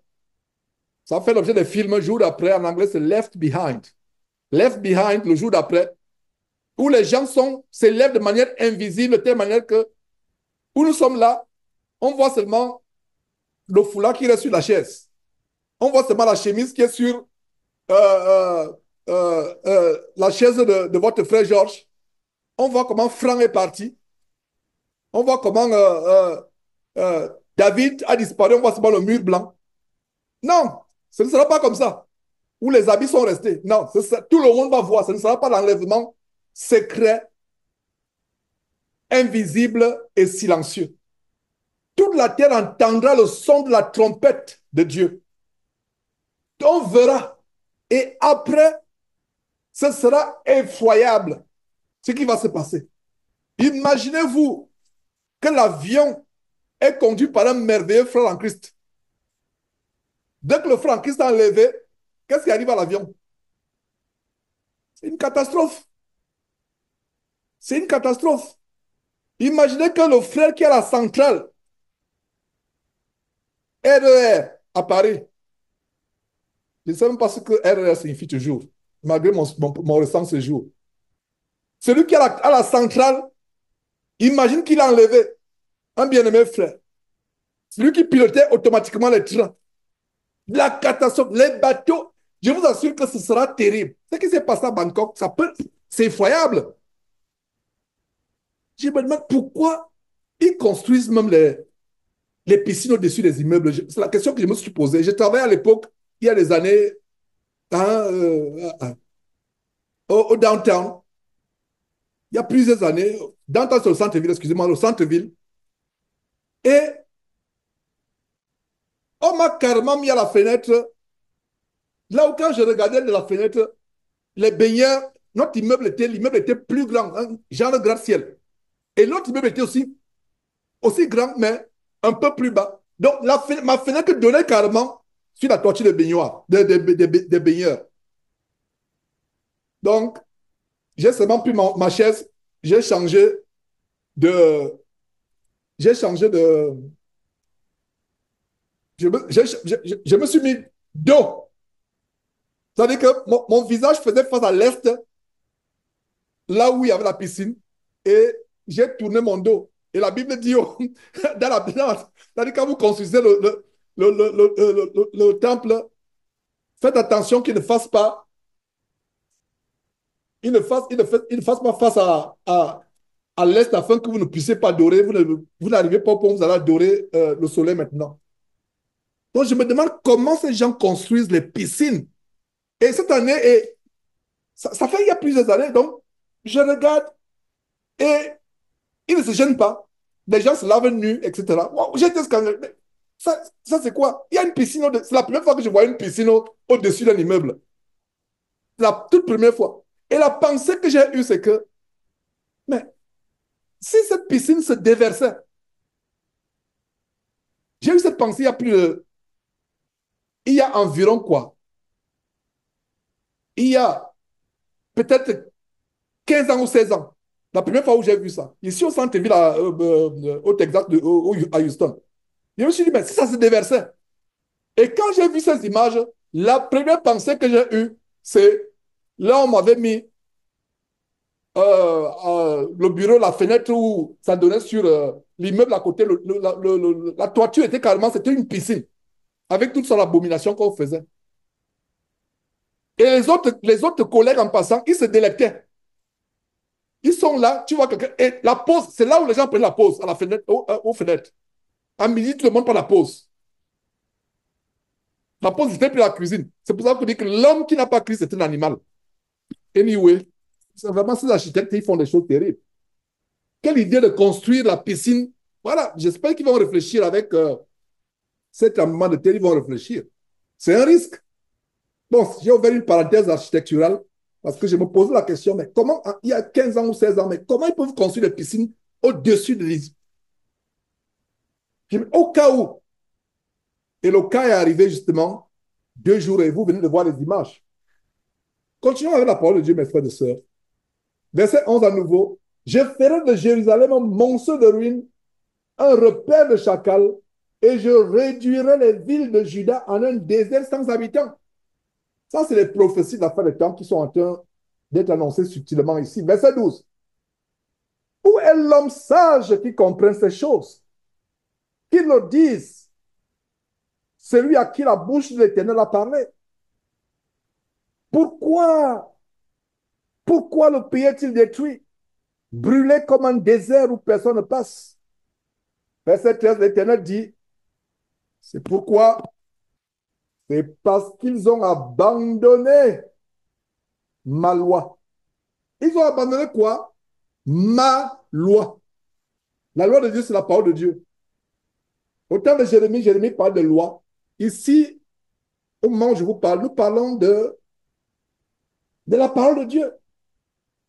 Toutes les catastrophes qui sont énumérées, verset 11, verset 12, la raison est donnée au verset 13, c'est parce qu'ils ont abandonné ma loi que j'avais mise devant eux, parce qu'ils n'ont point écouté ma voix et qu'ils ne l'ont point suivi. Abandonner la loi, le commandement de Dieu, la parole de Dieu, c'est quoi? C'est ne pas la mettre en pratique. Verset 14, au lieu d'abandonner, non seulement ils ont abandonné la parole de Dieu, verset 14, ils ont suivi les penchants de leur cœur. Ils sont allés après les Baals, comme leurs pères leur ont appris. Regardez comment les parents apprenaient aux enfants le culte de l'adoration des démons. Ça se passe dans beaucoup de sociétés aujourd'hui, que ce soit au Cameroun, Madagascar, Gabon, Sénégal. Depuis le bas âge, on initie les enfants aux sociétés secrètes, que ce soit le Ngondo au Cameroun, que ce soit les sociétés initiatiques de l'Ouest Cameroun, que ce soit le Bouiti au Gabon, que ce soit le Candomblé au Brésil. On enseigne l'adoration des démons aux enfants, le culte des démons, parce que Baal, ce n'est qu'une figure du diable et des démons, depuis le jeune âge. C'est pour cela que nous devons enseigner cette parole, exposer la lumière des Écritures, amener les gens à se convertir. C'est pourquoi ainsi parle l'Éternel, verset 15. C'est pourquoi ainsi parle l'Éternel des armées, le Dieu d'Israël. Voici, je vais nourrir ce peuple d'absinthe et je lui ferai boire des eaux empoisonnées. Voilà les conséquences de leur égarement, de l'abandon de la loi de Dieu, des commandements de Dieu, se tourner vers les démons. Verset 16. Je les disperserai parmi les nations. Je les disperserai parmi des nations que n'ont connu ni eux ni leur père. Et j'enverrai derrière eux l'épée jusqu'à ce que je les ai exterminés. Verset 17. Ainsi parle l'Éternel des armées. Cherchez, appelez les pleureuses et qu'elles viennent. Envoyez vers les femmes habiles et qu'elles viennent. Quand j'ai vu cette pratique au Cameroun où on appelle les pleureuses professionnelles, elles s'habillent en noir et elles ont les lunettes de soleil dernier cri. C'est toute une cérémonie, vraiment. Je vous assure que les deuils en Afrique sont devenus des cérémonies. On les appelle. On les engage. Elles ont leur enveloppe. Quand la famille se réunit pour faire le programme des obsèques, il y a une partie, il y a un budget pour les pleureuses. Elles sont là. Quand elles viennent en rang depuis la rue, loin de la maison, elles viennent en blaguant, en ricanant. Mais quand elles arrivent à peut-être 100 mètres de la maison, c'est là qu'elles commencent à faire le cinéma pleurer. Pourtant, elles ricanaient. Elles dansaient même, elles ricanaient. Elles blaguaient, se tapaient les mains, se tapotaient. Et quand elles arrivent à 100 mètres, qu'elles commencent à se rouler par terre. Et il y a des écoles de pleureuses, incroyables. Il y a des écoles de formation de pleureuses. C'est une nouvelle profession au Cameroun. Profession pleureuse. Et arrêtez-vous, compteur de police. Madame, où est votre pièce d'identité? Vous regardez la pièce d'identité, pleureuse de deuil. Oh, c'est terrible. Donc, la profession. Et il y a les écoles, c'est la comédie. Et en passant à cela, quand je lis ce verset, ainsi parle l'Éternel des armées, cherchez les pleureuses. Il n'y a rien de nouveau sur le soleil, frères et sœurs. Il n'y a rien de nouveau sur le soleil. Donc, les Camerounais pensent avoir inventé les pleureuses, la profession des pleureuses. Non. Jérémie, c'est l'Éternel qui dit, cherchez, appelez les pleureuses. Elles sont les pleurs. Elles pleurent, elles se roulent par terre, elles se lèvent et disparaissent. Vous la voyez derrière la case en train de vider une bouteille de bière avant de revenir. Se roule encore. C'est incroyable. Appelez les pleureuses. Je vous assure que les deuils sont devenus... Non, je rends grâce à Dieu. C'est-à-dire que le jour, dans mon deuil, c'est-à-dire que s'il y a quelqu'un qui fait venir une telle personne dans mon deuil, vous qui avez organisé mon deuil, je vous assure que il faut prier pour que Dieu vous pardonne. Nos deuils, pour les chrétiens, ne doivent pas avoir tout ce cinéma. En fait, on se moque même, c'est comme une profanation. C'est devenu un amusement, les pleureuses. Donc, j'ai ouvert la parenthèse parce que la Bible a tout. Ce phénomène qui est venu au Cameroun, les pleureuses, voilà où il était au temps de Jérémie. C'est même Dieu qui dit appeler les pleureuses. Donc, il y avait une profession pleureuse. Donc, ceux qui ont inventé la profession au Cameroun, vous n'avez rien inventé. Dieu savait déjà qu'il y a des personnes qui ont pour profession les pleureuses. Quand il y a des, on les amène. Et elles ont les larmes faciles. Quand elles commencent avec une petite grimace, les larmes coulent déjà. C'est terrible. Elles ont les larmes faciles. Donc, appelez les pleureuses, cherchez, appelez les pleureuses et qu'elles viennent envoyer vers les femmes, envoyer comment? Les femmes habiles. Habiles. Et ce n'est pas n'importe quelle femme qui peut être pleureuse. On les recrute. C'est elles qui doivent animer le deuil pour faire pleurer les gens. En fait, c'est le cinéma. C'est pour rire. Verset 18, qu'elles se hâtent pour dire sur nous une complainte. Voilà, donc c'est le rôle des pleureuses. Oh, tu vas nous laisser avec qui? Oh, tu vas faire ceci, tu vas faire cela. On fait des complaintes sur le cadavre. Oh, vraiment, tu étais ceci, tu étais cela. Même l'homme le plus méchant du quartier, on lui fait des éloges ce jour-là. Et regardez un peu l'hypocrisie humaine.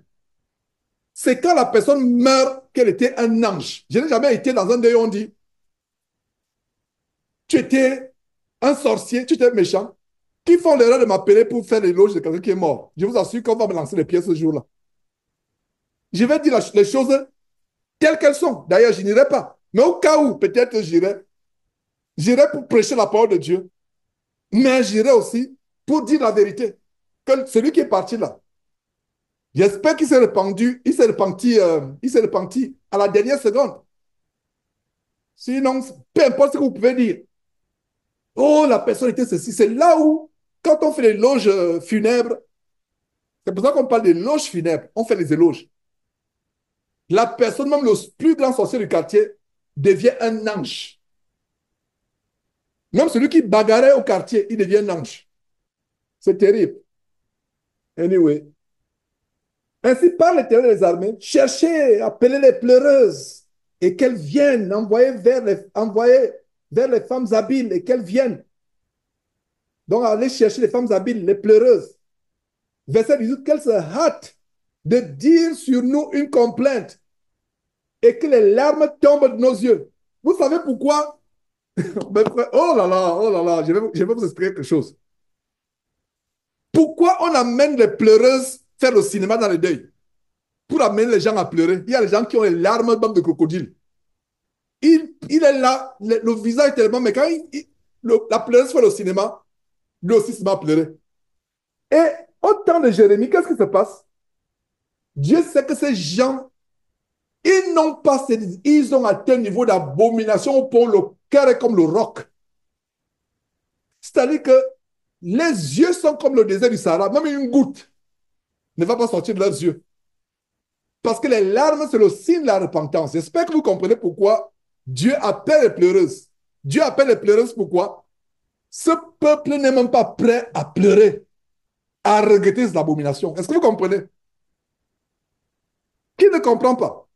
J'aimerais que vous compreniez pourquoi Dieu appelle les pleureuses. Qui ne comprend pas? Je ne vois pas de main levée. Voilà, tout le monde comprend. Oh, Dieu soit loué, merci. Merci Seigneur, tout le monde comprend. Donc, Dieu dit appelle les pleureuses. Ce peuple était arrivé à un niveau d'abomination, de péché. Regardez ce qu'on a vu au début.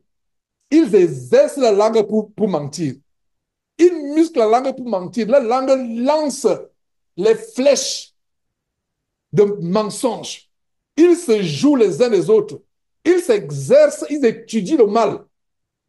Donc, c'est un peuple qui n'est pas prêt à se repentir. Dieu voulait que c'était le souci de Dieu, qu'ils aient des remords, qu'ils se repentent, qu'ils pleurent. Maintenant, ils ont le cœur dur comme le roc. Les yeux sont secs comme le Grand Canyon pendant la sécheresse. Ils ne peuvent pas pleurer. Alors Dieu dit, je veux tellement voir les larmes de mon peuple, mais ils ne pleurent pas, ils ne se repentent pas. Alors, Jérémie va recruter les pleureuses professionnelles, les ancêtres des Camerounaises.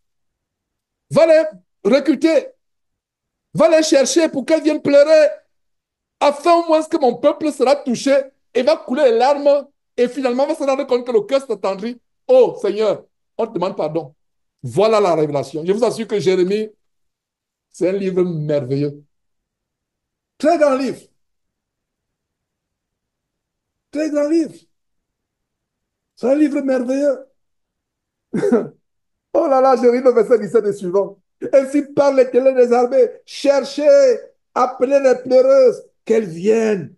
Envoyez vers les femmes habiles, allez les chercher, qu'elles viennent. Verset 18, qu'elles se hâtent. Regardez, qu'elles se hâtent de dire sur nous une complainte et que les larmes tombent de nos yeux, que l'eau coule de nos paupières. Parce que ce peuple avait tellement le cœur dur, les yeux secs à cause des abominations. Ils étaient déjà, vraiment, le péché s'était incarné en eux déjà. Verset 19, car des cris lamentables se font entendre de Sion. Sion, c'est une figure de l'église de Dieu. Des cris lamentables se font entendre de Sion. Et quoi? Nous sommes détruits.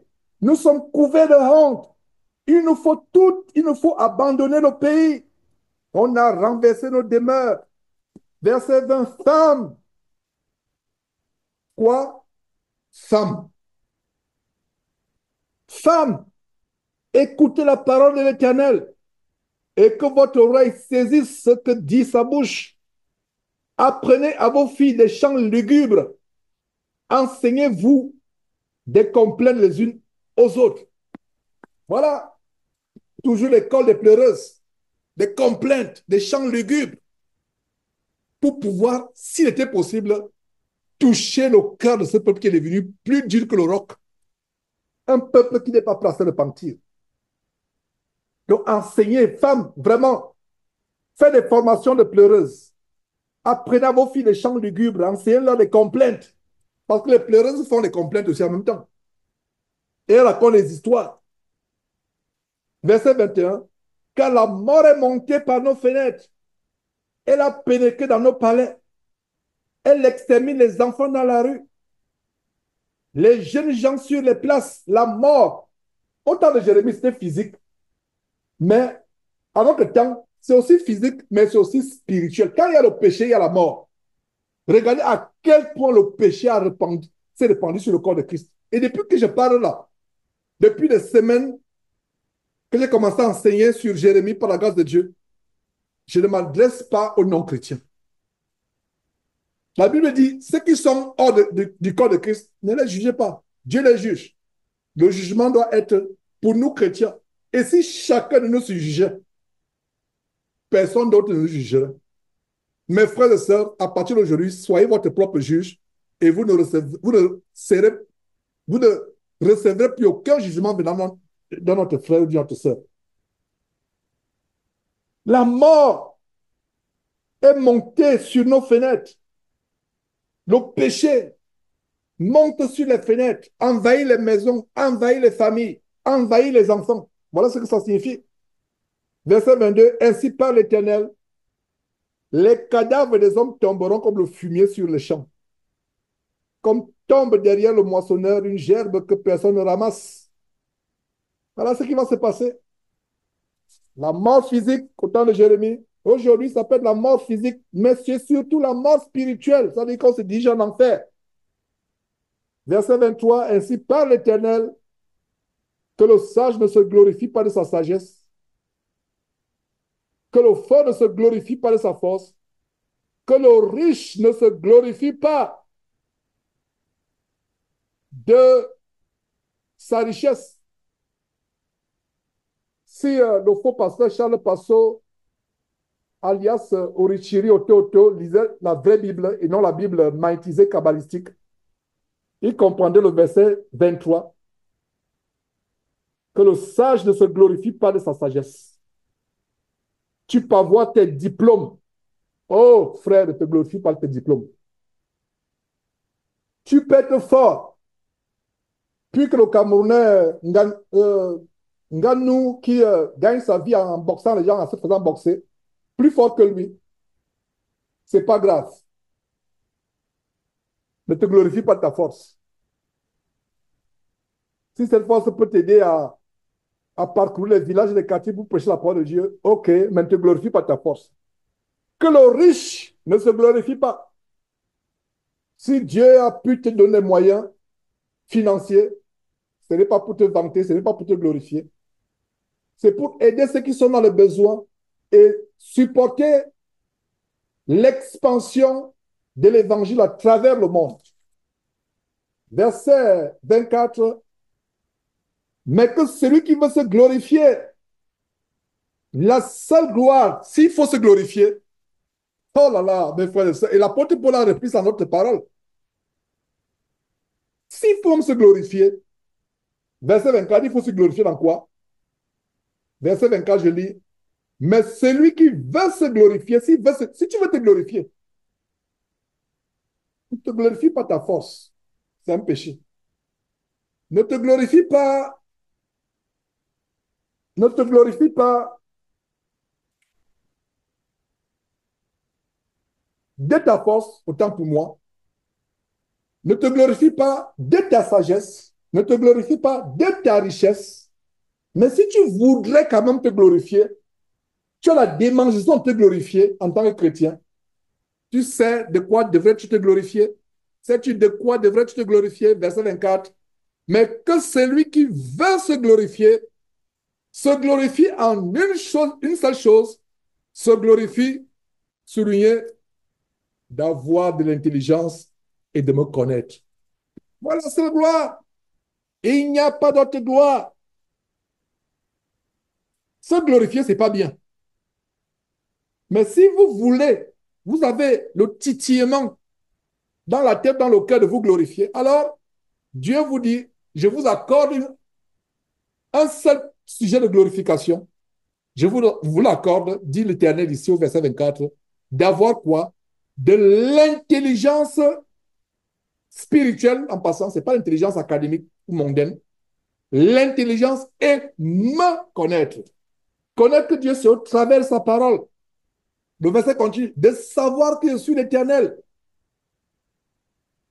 qui exerce la bonté, le droit et la justice sur la terre. C'est à cela que je prends plaisir. Regardez la révélation ici. Dieu prend plaisir à quoi? À se glorifier parce qu'on est intelligent, on a les diplômes. Niet. À se glorifier parce qu'on a les muscles. niet. Jeune homme, tu te glorifies d'avoir les muscles. Va taper Schwarzenegger maintenant.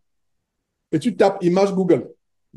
C'est monter les muscles il y a 20 ans, 30 ans, qui émerveille le monde.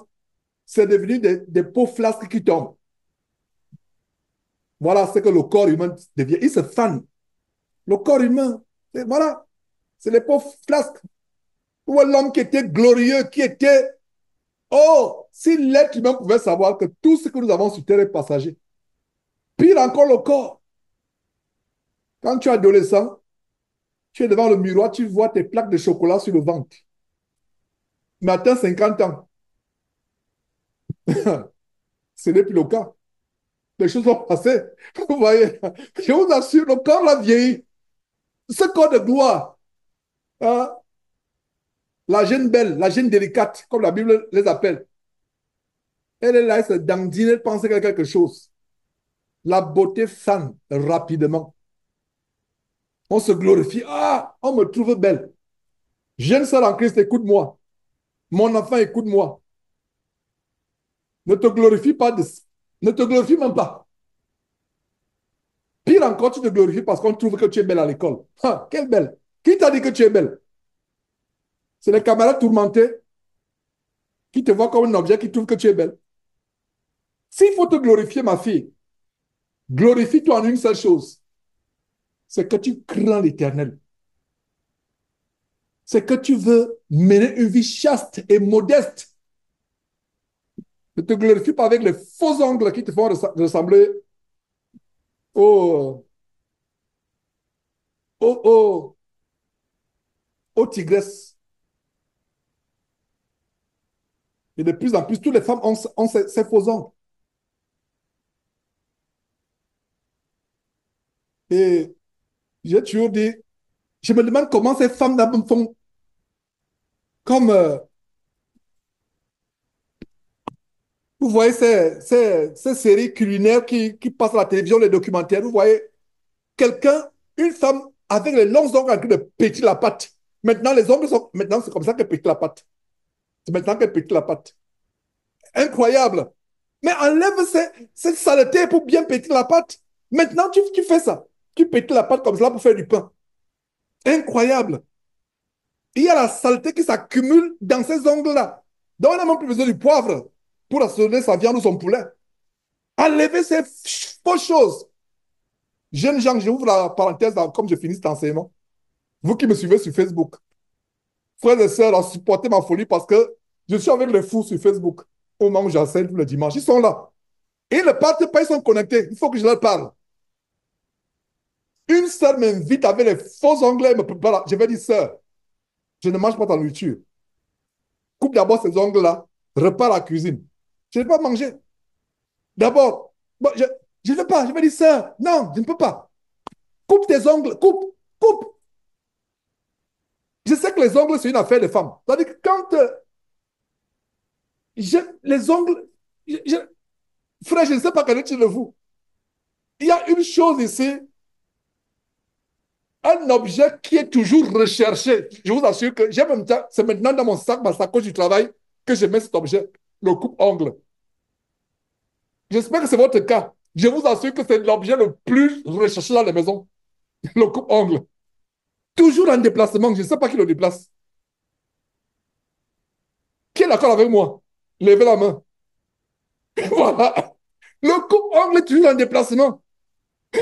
C'est un objet qui est toujours en déplacement. Je vous assure que je ne comprends pas. Combien de fois on a acheté le coupe-ongle dans cette maison? Combien de fois? Donc, j'ai décidé, je vais prendre. Il y a la fermeture. Dans ma sacoche que j'amène au travail tous les jours, il y a le zip. Je fais zip, j'ouvre, je mets là, c'est là. Et je regarde. Parce que dès que ça pousse un peu, ça me gêne. Je veux couper. Non, il y a toujours des fois même, je disais, mais à ce rythme-là, on me aura une chaînette pour pouvoir attacher sur une partie de ton corps pour que ça. On toujours le coupe-ongle. Et c'est au moment où tu veux l'utiliser que tu ne le trouves pas. Je pense qu'il était le seul. Frère, merci de m'avoir d'être venu à mon secours. J'ai l'impression que je suis le seul qui pense que cet objet n'est toujours pas à sa place. Donc, c'est un problème, hein, le coupe-ongle. Si vous vivez seul, vous ne comprenez pas de quoi je parle. Mais si vous avez des enfants, oh là là, vous allez comprendre. Le coupe-ongle n'est jamais à sa place. Les ciseaux, peut-être oui. N'importe quoi. Mais le coupe-ongle, tu ne le trouveras pas. Parce qu'on a toujours besoin. Mais quand tu le cherches, là où tu ne le vois pas. Donc, pourquoi j'ai pris cette parenthèse? Moi, ça me gêne. Maintenant, tu mets encore, et c'est long. Tu mets, pour masser la viande maintenant, tu masses la viande comme tu massais la viande maintenant avec les ingrédients, etc. Non, coupe ça, tu n'as pas besoin de cela. Enlève la fausseté. Toi qui m'écoutes, vous là, vous actuellement, qui m'insultez chaque jour. Et vous m'insultez, je suis content que vous êtes sur Facebook, je suis content. Et si vous pouvez nous rejoindre un jour, être chrétien comme nous, mais les jeunes gens, vous n'avez pas besoin de cela. Donc, jeune fille, sois naturelle. Maintenant, il y a le choix.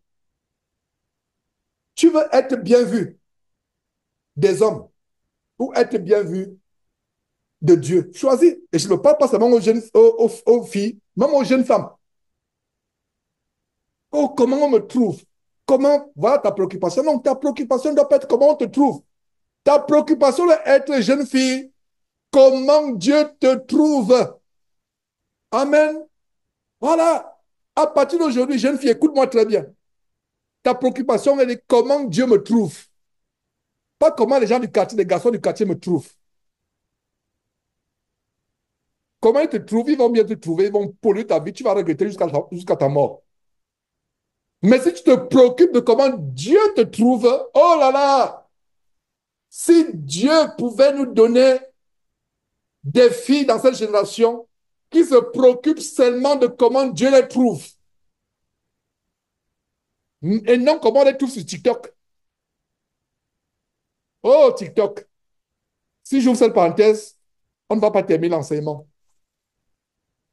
Verset 24.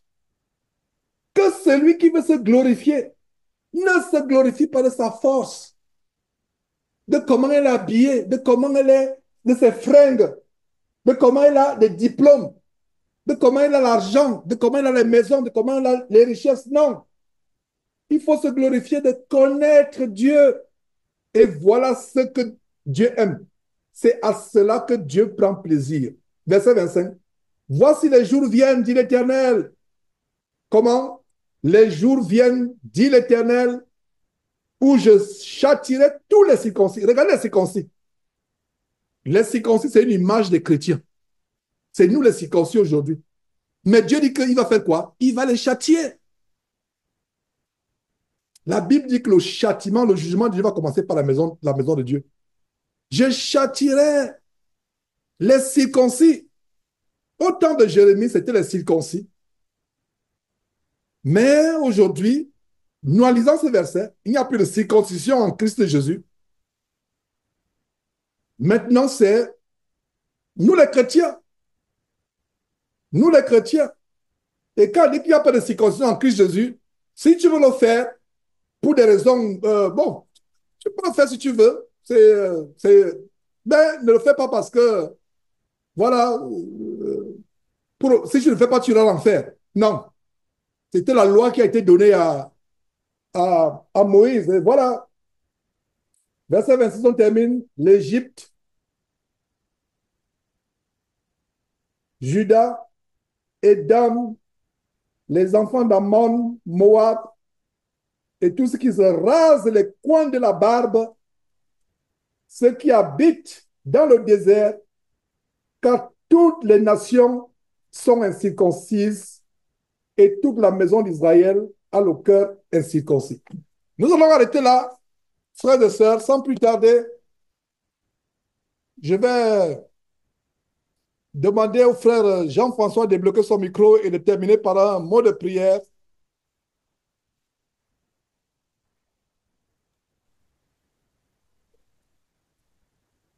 Nous te rendons grâce, ô Éternel, notre Dieu, pour la miséricorde, Père, avec laquelle tu nous traites, pour ta patience à notre égard, pour ta bonté et ta fidélité.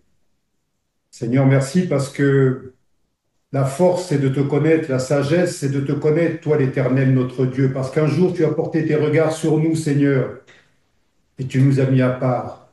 Tu nous as mis à part afin que nos vies servent à la louange de ta gloire, afin que, Père, nous persévérions dans la prière, dans la foi, dans la sanctification, dans la communion fraternelle. Alors, Seigneur, merci, parce que c'est toi qui renouvelles nos forces pendant la marche. Merci, Père, pour ta parole, parce qu'elle est la direction pour nos vies, Seigneur. Et à travers de ta parole, tu nous guéris, tu nous relèves, tu nous fortifies, Seigneur, tu nous instruis, tu nous corriges. Seigneur, merci. Nous te rendons grâce pour cette communauté que nous formons, pour nos frères, pour nos sœurs, Père, qui ont pu aujourd'hui se joindre à nous, Père, afin d'écouter cette parole, Père, et de repartir plus fort, avec beaucoup plus, Père, de courage pour pouvoir faire face. Parce que nous voyons, Père, que les choses s'accélèrent, ce monde court à sa perte. Mais nous sommes sans crainte quand la terre est bouleversée, parce qu'en toi, Père, nous avons cru. Et nous savons, Seigneur, en qui nous avons cru. Tu es le grand Dieu, le Dieu d'éternité, le créateur des cieux et de la terre, Seigneur, et nul n'est comparable à toi. Alors, Seigneur, nous voulons te rendre grâce.